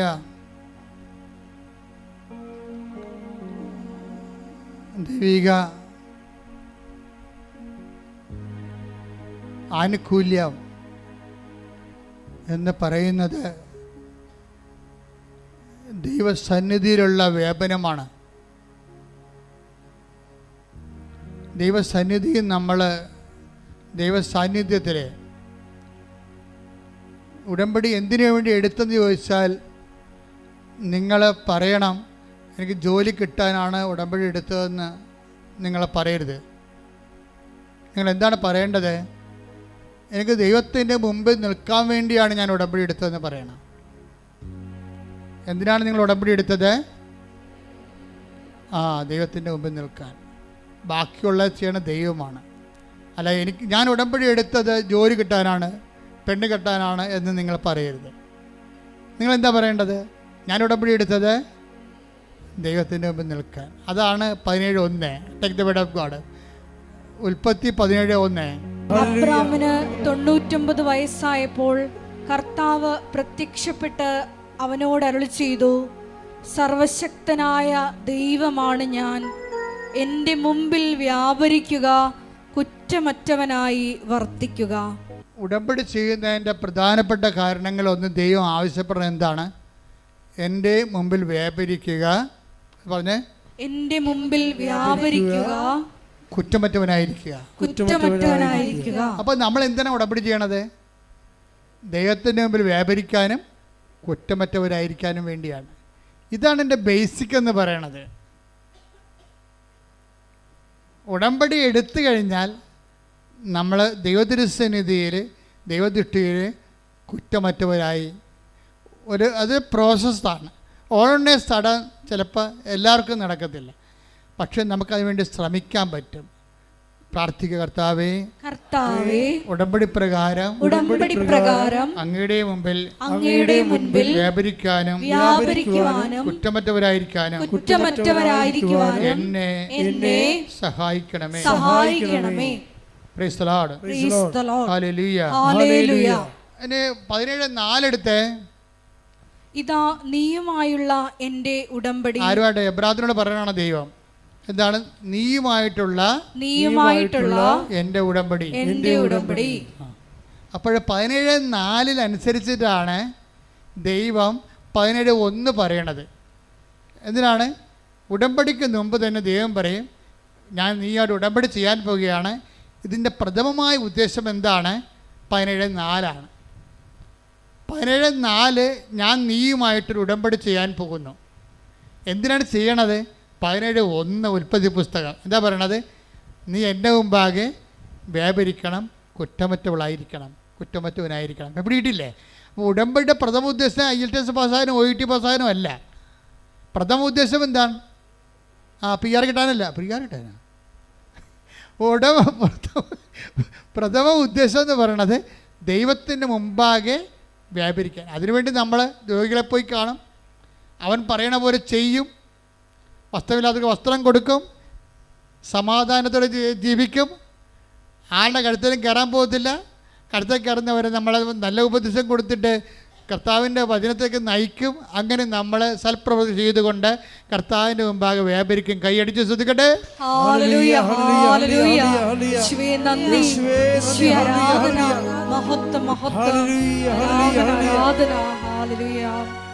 അതായത് ഇതിൻ്റെ ഒരു വിഷയം വെച്ചാൽ ഉടമ്പടിക്കുള്ളൊരു ഗുണമുണ്ട്.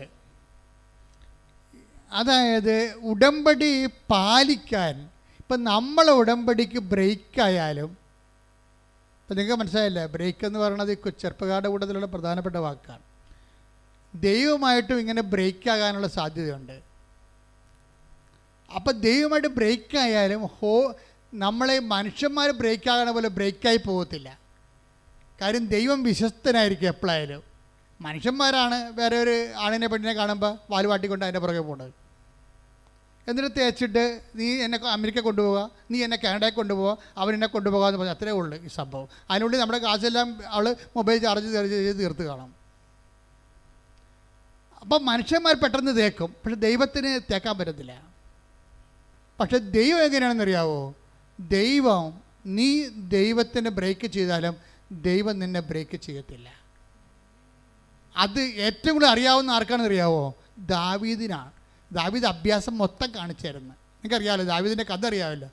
പക്ഷെ ദാവീദ് പറയും, എൻ്റെ കയ്യിൽ നിന്ന് അബദ്ധം സംഭവിച്ചതാണ്, പക്ഷേ ഉടമ്പടി പ്രകാരം ഞാൻ നിൻ്റെ മുമ്പിലായിരുന്നു, നീ നിൻ്റെ മുമ്പിൽ നിന്ന് എന്നെ സങ്കീർത്തനം 51:11 അങ്ങയുടെ സന്നിധിയിൽ നിന്ന് എന്നെ തള്ളിക്കളയരുതേ, അങ്ങയുടെ പരിശുദ്ധാത്മാവിനെ എന്നിൽ നിന്ന് എടുത്തു കളയരുതേ.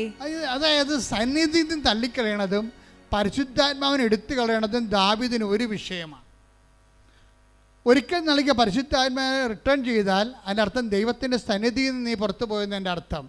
ജെറമിയ 14:21 എടുത്ത് ശ്രദ്ധിക്കട്ടെ. Hallelujah, hallelujah, hallelujah, hallelujah, hallelujah, hallelujah. യേശുവേ നന്ദി. Hallelujah, hallelujah. ജെറമിയ 14:21 അങ്ങയുടെ നാമത്തെ പ്രതി ഞങ്ങളെ നിരാകരിക്കരുതേ, അങ്ങയുടെ മഹത്വത്തിന്റെ സിംഹാസനത്തെ അവമാനിക്കരുതേ, ഞങ്ങളുമായുള്ള അങ്ങയുടെ ഉടമ്പടി അനുസ്മരിക്കണമേ, അത് ലംഘിക്കരുതേ. ദൈവത്തോട് പറയണാണ്. എന്താണ് ജെറമിയ 21:14 എന്താ പറയണത്? 14:21 എന്താണ്? അങ്ങയുമായിട്ടുള്ള ഉടമ്പടി അങ്ങ് ലംഘിക്കരുതേ. എന്ന് വെച്ചാൽ ലംഘിക്കാനുള്ള സാഹചര്യം ചില മനുഷ്യന്മാർക്ക് ഉണ്ടായിപ്പോവും. പക്ഷേ അപ്പോഴും ഈ സങ്കീർത്തകന് ജെറമിയാക്ക് ഭയങ്കര പ്രതീക്ഷയാണ്. എന്താണ്? ദൈവത്തിൻ്റെ ഭാഗത്ത് എൻ്റെ ഉടമ്പടി ഇപ്പോഴും വാല്യൂ ആണ്. ആ ഒരു ബോധം നമുക്കുണ്ടാകണം. അല്ല നിങ്ങൾ വീണു പോയെന്ന് പറഞ്ഞുകൊണ്ട് ദൈവം വീണു പോയെന്ന് ചിന്തിക്കരുത്. നിങ്ങൾ എഴുന്നേറ്റ് വരണം. ശ്രദ്ധിക്കട്ടെ.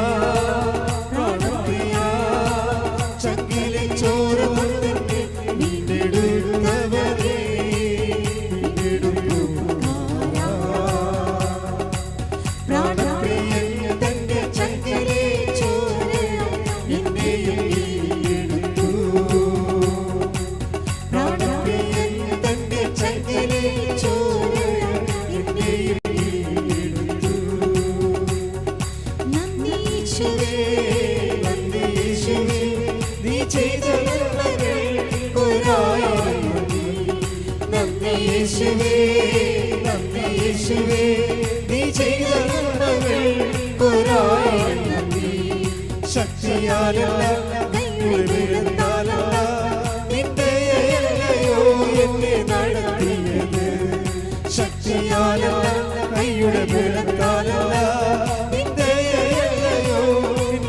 നടത്തിയത് നിന്നത് കൃപയാ കൃപയാ ദൈവ കൃപയാ നിർത്തിയിടും ദയയാ ദയയാ നിത്യദയയാ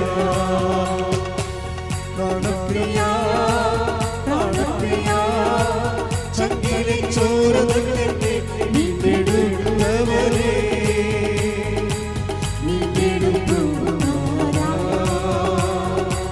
പ്രാണപ്രിയൻ തന്റെ ചങ്കിലെ ചോര വീണ്ടെടുത്തു പ്രാണപ്രിയൻ തന്റെ ചങ്കിലെ ചോര വീണ്ടെടുത്തു നന്ദി യേശുവേ നന്ദി യേശുവേ നന്ദി യേശുവേ നീ ചെയ്ത നന്മകൾ ഒരായിരമേ ശക്തിയാലല്ല കൈവിടുന്നതാലല്ല നിന്റെ ദയയോ എന്നെ നടത്തിയത് നന്ദി യേശുവേ നന്ദി യേശുവേ നീ ചെയ്ത നന്മകൾ ഒരായിരമേ ശക്തിയാലല്ല കൈവിടുന്നതാലല്ല നിന്റെ ദയയോ എന്നെ നടത്തിയത്. Praise the Lord. Praise the Lord. കൈ നെഞ്ചത്ത് വെച്ചുകൊണ്ട് രോഗസൗഖ്യ പ്രാർത്ഥനയിലേക്ക് നമ്മൾ പ്രവേശിക്കുകയാണ്. പകുതിയോളം പ്രാർത്ഥന നമ്മൾ കയറിയപ്പോൾ തന്നെ ഈശോ അഭിഷേകവും ദർശനവും നൽകിയായിരുന്നു. ആ സമയത്ത് അനേകം പേരെ കർത്താവ് സ്പർശിച്ചിട്ടുണ്ട്. ഇപ്പോൾ അവസാനമായി ആശീർവാദത്തിൻ്റെ സമയത്ത് വീണ്ടും നമ്മൾ രോഗസൗഖ്യ പ്രാർത്ഥനയിലേക്ക് പ്രവേശിക്കുകയാണ്. നന്നായി ഓൺലൈനിലുള്ളവരും പ്രത്യേകം ഈ സമയത്ത് ജാഗ്രതയോടെ നിൽക്കുക, സൂക്ഷിച്ചുകൊണ്ട് നിൽക്കുക, ദൈവസ്നേഹത്തോടെ നിൽക്കുക. എൻ്റെ ഉടമ്പടിയിൽ നിന്ന് എന്നെ തള്ളിക്കളയെന്ന് പ്രാർത്ഥിക്കുക. അങ്ങനെ ദുരുസന്നിധിയിൽ നിന്ന് എന്നെ തള്ളിക്കളയില്ലേ എന്ന് പ്രാർത്ഥിക്കുക. എന്നോട് കണ്ണ കാണിക്കണമെന്ന് പ്രാർത്ഥിക്കുക. കർത്താവേ, എൻ്റെ വിശുദ്ധമായ തിരുമുറുവാർന്ന വലത് കരം, ആണിപ്പഴുതാർന്ന അത്ഭുത കരം, കർത്താവേ, ഇവിടെ തീർത്ഥാടനത്തിൽ ഓൺലൈനിലും പ്രാർത്ഥിക്കുന്ന അവരെപ്പോഴും പ്രാർത്ഥിക്കുമ്പോഴും കർത്താവേ, ഈ നിന്റെ ആണിപ്പഴുതാർന്ന അത്ഭുത കരം അവിടെ ശിരസിൽ വെക്കണേ പ്രാർത്ഥിക്കുന്ന കർത്താവേ, അവിടെ സന്ധ്യബന്ധങ്ങൾ കർത്താവിൻ്റെ രക്തം നിറയട്ടെ. അവിടെ മാംസപേശികളിലെ കർത്താവിൻ്റെ രക്തം നിറയട്ടെ. അവിടെ രക്തഞരമ്പുകളിലെ കർത്താവിൻ്റെ രക്തം നിറയട്ടെ. കർത്താവെ, അവരെ കരള്, കിഡ്നി, ആസ്മ രോഗങ്ങൾ, കരൾ രോഗങ്ങൾ, ശ്വാസകോശ രോഗങ്ങൾ, ബ്രെയിൻ്റെ ക്യാൻസർ, ബ്രെയിൻ്റെ ട്യൂമർ, PCOD രോഗങ്ങൾ, കർത്താവെ, എല്ലാ രോഗങ്ങളും, കരൾ രോഗങ്ങൾ കർത്താവെ, പാങ്ക്രിയാസ് രോഗങ്ങൾ കർത്താവെ, നടുവലിൻ്റെ വേദനകൾ കർത്താവെ, അങ്ങേറ്റെടുക്കണം പ്രാർത്ഥിക്കുന്നു. വെള്ള നിറമുള്ള പാണ്ട് രോഗങ്ങൾ കർത്താവെ, തിരുവത്തത കഴുകണമേ കർത്താവെ. അസ്ഥി ക്ഷയിക്കുന്ന അസുഖങ്ങൾ കർത്താവെ, എല്ലാ തരത്തിലുള്ള മുഴകൾ വരുന്ന രോഗങ്ങൾ കർത്താവെ സ്പർശിക്കണമേ കർത്താവെ. തൈറോയ്ഡ് രോഗങ്ങൾ, ടോൺസിൽ രോഗങ്ങൾ സ്പർശിക്കണേ കർത്താവെ. കണ്ണിന് കാഴ്ച മങ്ങുന്നവർ, ചെവിക്ക് കേൾവി മങ്ങുന്നവരെ സ്പർശിക്കണേ കർത്താവെ. ദൈവത്തിൻ്റെ കരുണ സ്പർശിക്കട്ടെ. ഉച്ച മുതൽ ഉള്ളംകാല് വരെ കർത്താവിൻ്റെ രക്തം പടരട്ടെ. അടിപ്പടര പോലെ, വൈദ്യാഘാതം പോലെ ദൈവിക ശക്തിയാൽ യേശുവിന്റെ നാമത്തിൽ സൗഖ്യം പ്രാപിക്കട്ടെ. സുഖപ്പെട്ടുകൊണ്ട് ശിവയുടെ നാമത്തെ ആരാധനയിലൂടെ മഹത്വപ്പെടുത്തണമേ.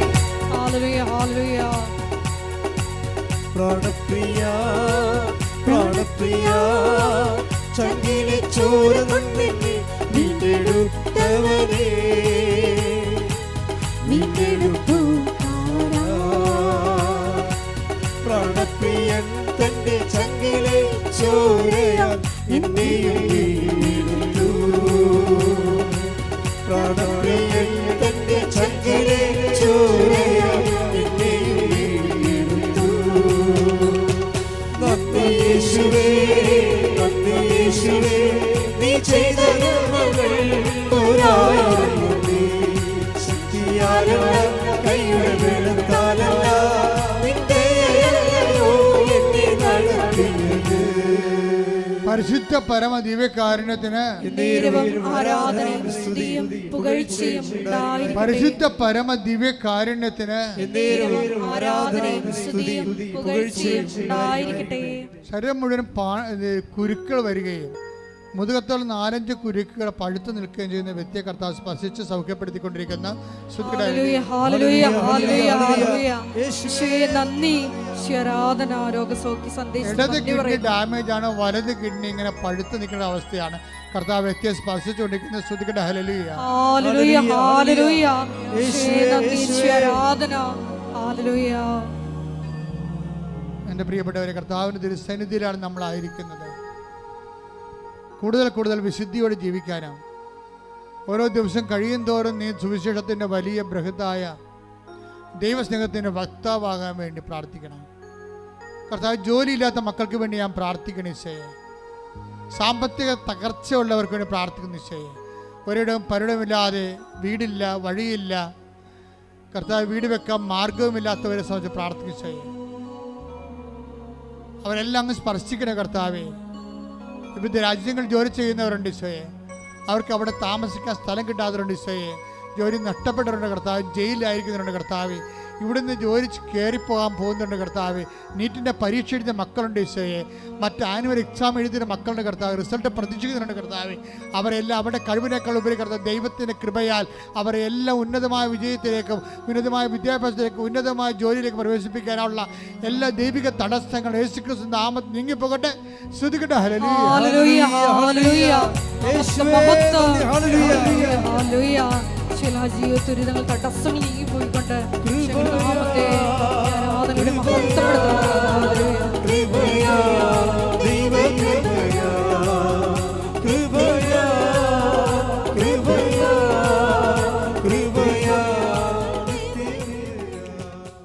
എൻ്റെ മക്കളെ, ജപ്തി നടപടി നേരിടുന്നവരെ, മക്കളെ ഓർത്ത് ദുഃഖിക്കുകയും അവർക്ക് ജോലിയില്ല, അവർക്ക് വേറെ ബന്ധങ്ങളിൽ പെട്ടുപോയി, കുടുംബത്തിൽ കയറുന്നില്ല, വിളിച്ചിട്ട് എടുക്കണില്ല, അവർക്ക് ഡിപ്രഷനാണ്, അങ്ങനെയൊക്കെയുള്ള മക്കളെ ഓർത്ത് വേദനിക്കുന്ന മാതാപിതാക്കന്മാരെ ഓർത്ത് പ്രാർത്ഥിക്കുന്ന സമയമാണിത്. അതുപോലെ ലഹരി പദാർത്ഥങ്ങൾ അടിപ്പെട്ടു പോയ ഭർത്താക്കന്മാരുണ്ട്, അപ്പന്മാരുണ്ട്, അവരെല്ലാം ഓർത്ത് പ്രാർത്ഥിക്കുന്ന സമയമാണിത്. അടഞ്ഞുപോയ കെട്ടിടങ്ങൾ, വാടക പോയിട്ട് പണം കൊടുത്തിട്ട് തിരികെ കിട്ടാത്തവർ, വാടക കൊടുത്ത് കെട്ടിടങ്ങൾ ഒഴിപ്പിക്കാൻ പറ്റാതിരിക്കുന്നവർ, വീടുകൾ കെട്ടിയിട്ടിട്ട് അത് വിൽക്കാൻ പറ്റാതിരിക്കുന്നവർ, വാടക കൊടുക്കാൻ പറ്റാതിരിക്കുന്നവർ, തർക്കപ്പുരയിടങ്ങൾ എല്ലാം സമർപ്പിച്ച് പ്രാർത്ഥിക്കുന്നു. രേഖകൾ, സർട്ടിഫിക്കറ്റുകൾ കിട്ടാത്തവർ, കളഞ്ഞു പോയവർ ഇപ്പോൾ സമർപ്പിച്ച് പ്രാർത്ഥിക്കുന്നു. മക്കൾ ഇല്ലാത്തവർ, 7 വർഷമായിട്ട് മക്കളില്ലാത്തവർ ഈശോ നേരിട്ട് കാണിക്കുന്നുണ്ട് ഇപ്പോഴേ. പക്ഷെ ഭർത്താവിന് അസ്ഥിക്ക് അകൽച്ചയാണ്. അത് സുഖപ്പെടുത്തിക്കൊണ്ട് അവർക്ക് കുഞ്ഞിനെ കൊടുക്കും, അവർക്കൊന്ന് സാക്ഷ്യം പറയാൻ കഴിയും. പ്രാണപ്രിയ ശ്രുതികട hallelujah, hallelujah, hallelujah, hallelujah, hallelujah. മഹത്വം, മഹത്വം. ആരാധന, ആരാധന. പ്രാണപ്രിയ, പ്രാണപ്രിയ, ചങ്കിലെ ചോര കൊണ്ട് വീണ്ടെടുത്തവരേ, വീണ്ടെടുത്തു പ്രാണപ്രിയൻ തന്റെ ചങ്കിലെ ചോരയോ എന്നെയും വീണ്ടെടുത്തു. പ്രാണപ്രിയൻ തന്റെ ചങ്കിലെ ചോരയോ എന്നെയും വീണ്ടെടുത്തു. നന്ദി യേശുവേ, നന്ദി യേശുവേ, നീ ചെയ്ത നന്മകൾക്കൊരായിരം നന്ദി. ശക്തിയാലല്ല, കൈയുടെ ബലത്താലല്ല, നിന്റെ ദയയോ എന്നെ നടത്തിയത്. ശക്തിയാലല്ല, കൈയുടെ ബലത്താലല്ല, നിന്റെ ദയയോ എന്നെ നടത്തിയത്. സെപ്പറേഷനിലിരിക്കുന്ന മാതാപിതാക്കന്മാര്, ഭാര്യാഭർത്താക്കന്മാര്, കേസിലും കുടുംബ കോടതിയിലും ഹൈക്കോടതിയിലും ഒക്കെ കേസിലിരിക്കുന്നവർ, കുഞ്ഞുങ്ങളുടെ പേരിൽ തർക്കങ്ങളുള്ളവർ,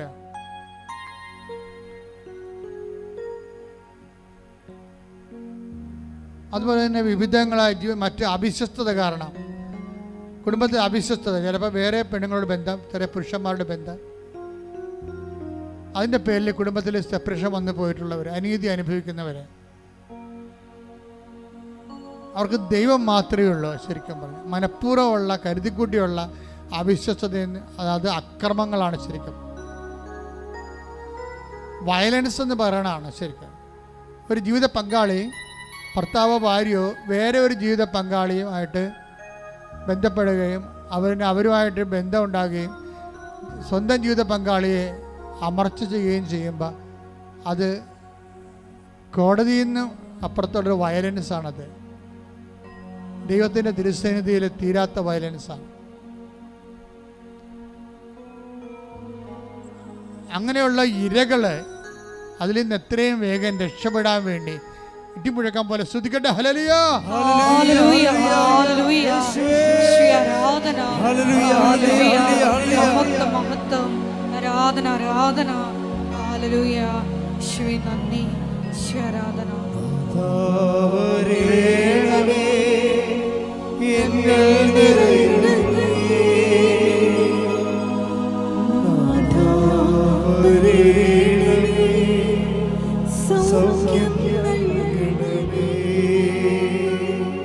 മുട്ടേക്ക് മക്കളെ,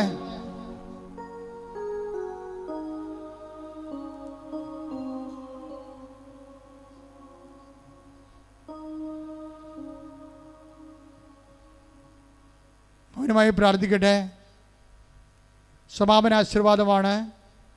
ഒരിക്കൽ കൂടി മരിയൻ ഉടമ്പടിയിൽ സമർപ്പിച്ചിരിക്കുന്ന എല്ലാ വിഷയങ്ങളും, നമ്മുടെ ജീവിതത്തിൽ ഇപ്പം നൊമ്പരപ്പെടുത്തുന്ന വിഷയങ്ങളും ദൈവമാതാവിൻ്റെ മധ്യസ്ഥയിൽ ദിവ്യകാരുണ്യ സന്നിധിയിൽ സമർപ്പിച്ച് നമുക്കൊരു നിമിഷം പ്രാർത്ഥിക്കാം. ജെറമിയ 29:14 തിരുവചനത്തിൻ്റെ വലിയ വെളിപാടനുസരിച്ചുകൊണ്ട് നിങ്ങൾ എന്നെ കണ്ടെത്താൻ ഞാൻ ഇടയാക്കുമെന്നാണ് ഈശോ നമ്മളോട് പറഞ്ഞത്. ദാവീദിൻ്റെ പ്രാർത്ഥന പോലെ അങ്ങയുടെ സന്നിധിയിൽ നിന്ന് ഞങ്ങളെ തള്ളിക്കളയരുതേ, അങ്ങയുടെ പരിശുദ്ധാത്മാവിനെ ഞങ്ങളിൽ നിന്ന് തിരികെ എടുക്കരുതേ എന്ന പ്രാർത്ഥനയോടുകൂടി നമുക്ക് ശിരസ്സ് നമിച്ച് ദിവ്യകാരുണ്യനാഥൻ്റെ ആശീർവാദം സ്വീകരിക്കാം.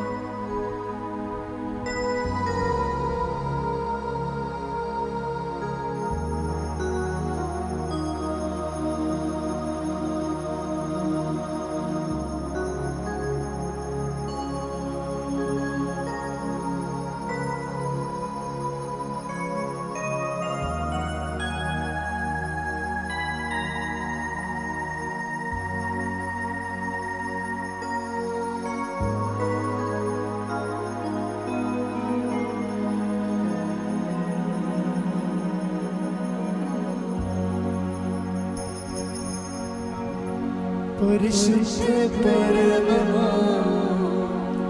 ദിവ്യകാരുണ്യമേ, എന്നും എന്നും അങ്ങേക്ക് ആരാധന. പരിശുദ്ധ പരമമാ ദിവ്യകാരുണ്യമേ, എന്നും എന്നും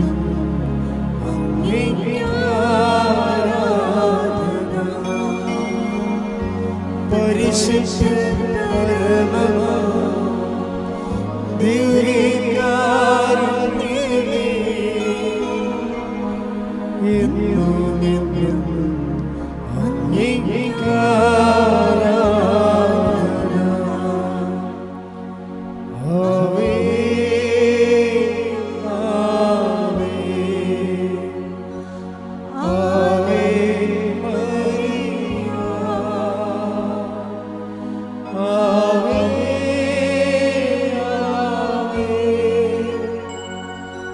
ആവേ മരിയ. അറിയിപ്പുകൾ. ഒന്ന്, എല്ലാ ദിവസവും 7:30 മണിക്കാണ് നമ്മുടെ കുർബാന ഇവിടെയുള്ളത്. ഉടമ്പടി ഫസ്റ്റ് ബാച്ച് 7 മണിക്കാണ്, സെക്കൻഡ് ബാച്ച് 11 മണിക്ക്, തേർഡ് ബാച്ച് 2:15 മണിക്ക്. അച്ഛനെ കാണാൻ ഉദ്ദേശിക്കുന്നവർ വേഴവും ഞായറും വരരുത്, അച്ഛനുണ്ടാവത്തില്ല.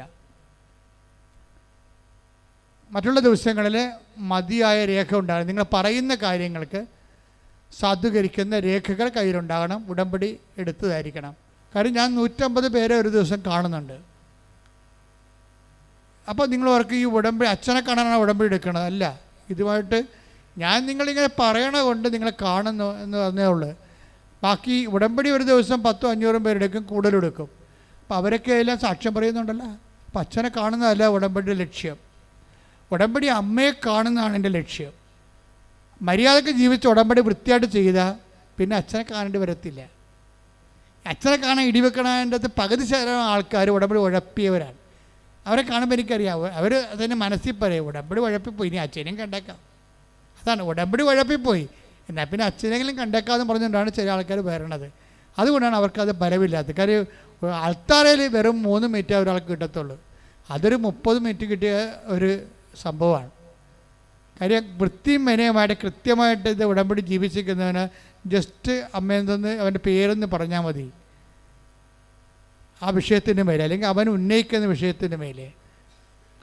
അപ്പം നിങ്ങൾ അച്ഛനിങ്ങനെ ഇത് പറയണം, അങ്ങനെ പറയല്ല. നിങ്ങൾ സാക്ഷ്യം നോക്കിയാൽ മനസ്സിലാവും. ലോകത്ത് ഏറ്റവും കൂടുതൽ സാക്ഷ്യം നടക്കുന്നതാണ്, അല്ലാതെ കേരളത്തിലല്ല. നിങ്ങൾ നെറ്റ് പരിശോധിച്ച് നോക്കിക്കോ, ലോകത്ത് ഏറ്റവും കൂടുതൽ. കാര്യം ഇത് നമ്മളുടെ ഒരു മഹിമയല്ല, ഇത് മാതാവിൻ്റെ ഒരു വിഷയമാണ്.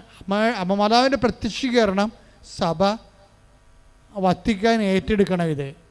എന്നിട്ട് അമ്മയുടെ സമയഘടികാരം നിലചാർത്തി പ്രത്യക്ഷപ്പെട്ടതിൻ്റെ പ്രത്യക്ഷീകരണത്തിൻ്റെ വിഷയം, അതിൻ്റെ പ്രാർത്ഥന, അതിൻ്റെ കാരണം എന്താണെന്ന് സഭ ലോകത്തോട് പറഞ്ഞ് ദൈവത്തിന് വേണ്ടി മധ്യസ്ഥം വഹിക്കുന്ന വലിയ പദ്ധതിയാണ്. അതുകൊണ്ടാണ് അവിടെയാണ് എൻ്റെ പ്രാധാന്യം കിടക്കുന്നത്. അതുകൊണ്ടാണ് ഈ പ്രത്യക്ഷീകരണ പ്രാർത്ഥന ഇതിൻ്റെ പ്രധാനപ്പെട്ട മർമ്മമായിട്ട് വരണം. അതാണ്. അതുകൊണ്ട് പ്രത്യക്ഷീകരണ പ്രാർത്ഥന ചുമ്മാ ചെല്ലുമ്പോൾ നിങ്ങൾ എല്ലാവരും പ്രത്യക്ഷീകരണ പ്രാർത്ഥന, ഞാൻ പ്രത്യക്ഷ പ്രാർത്ഥന 33 ദിവസം ചെല്ലി, 33 പ്രാവശ്യം ചെല്ലിയെന്ന് പറഞ്ഞു. ഞാൻ പറഞ്ഞു, നീ എന്തിനാ ചെല്ലിയത്? എനിക്ക് മക്കളുണ്ടാകാൻ. മണ്ണാൻ കെട്ട. നീ 33 പ്രാവശ്യം പ്രത്യക്ഷ പ്രാർത്ഥന ചെല്ലുമ്പോൾ നീ എന്താ മനസ്സിൽ പറയേണ്ടത്? നിനക്ക് മക്കളുണ്ടാകാൻ വേണ്ടിയല്ലേ ചെല്ലണത്. ദൈവത്തോട് ആദ്യം പറഞ്ഞത് എന്താണ്? മാതാവിൻ്റെ പ്രത്യക്ഷീകരണം സഭ, അതാണ് ദൈവിക ലക്ഷ്യം എന്ന് പറയണം. അല്ലാതെ നിങ്ങൾക്ക് IELTS പാസ്സാകാൻ വേണ്ടി 33 പ്രാവശ്യം ചെല്ലിയെന്ന് പറയണത് നിങ്ങളുടെ അത് വർക്കൗട്ട് ചെയ്യാൻ പാടാണ്. അത് ശരിക്കും പറഞ്ഞാൽ. അപ്പോൾ നിങ്ങൾ 33-40 പ്രാവശ്യം ചെല്ലിക്കുമോ, പക്ഷേ അതിൻ്റെ ഉദ്ദേശത്തിലെ ഒന്നാമത്തെ ഉദ്ദേശം എന്തായിരിക്കണം? മാതാവിൻ്റെ പ്രത്യക്ഷീകരണം സഭ അംഗീകരിക്കുക എന്നുള്ളതായിരിക്കണം. മക്കളെ, ഏറ്റവും വലിയ സംഭവം എന്ന് പറയുന്നത് മെയ് മാസം, ഞാൻ പറഞ്ഞില്ലേ മെയ് മാസം അമ്മയുടെ മാസമാണ്. ഇപ്പം തന്നെ അമ്മ വേറെ ഒരു കോണ്ടിനെൻറ്റിലാണ് അമ്മ പ്രതിഷ്ഠിക്കപ്പെട്ടിരിക്കുന്നത്. അതെ, ചിക്കാഗോയിൽ. അപ്പം അതിന് ഒരു വലിയൊരു അഭയമായിട്ട് എല്ലാ ഇതുപോലെ സാമ്രാജ്യങ്ങളിലും ഭൂഖണ്ഡങ്ങളിലുമൊക്കെ ഇതുപോലെ കൃപാസനം മാതാവിൻ്റെ ജനങ്ങൾക്ക് ആശ്വാസ സങ്കേതങ്ങളുണ്ടാകും. അപ്പോൾ അതിൻ്റെ ഈ മെയ് മാസമാണ്. അപ്പോൾ അമ്മ അവിടെ വണക്കം തുടങ്ങിയേ ഉള്ളൂ. അപ്പോൾ വണക്കം ഇനിയും ഏറ്റെടുക്കാത്തവരുണ്ടെങ്കിൽ ഓഫീസുകളിൽ ബന്ധപ്പെട്ടിട്ട് നിങ്ങൾക്ക് വണക്കം സ്വന്തമായിട്ട് ഈ നിയോഗത്തിന് വേണ്ടി വണക്കം ഏറ്റെടുക്കാവുന്നതാണ്. എല്ലാ ദിവസവും 5:30 വണക്കം തുടങ്ങും. അപ്പോൾ നിങ്ങൾ ഓൺലൈനിൽ വണക്കം കൂടുകയും ചെയ്യണം. Okay, thank you.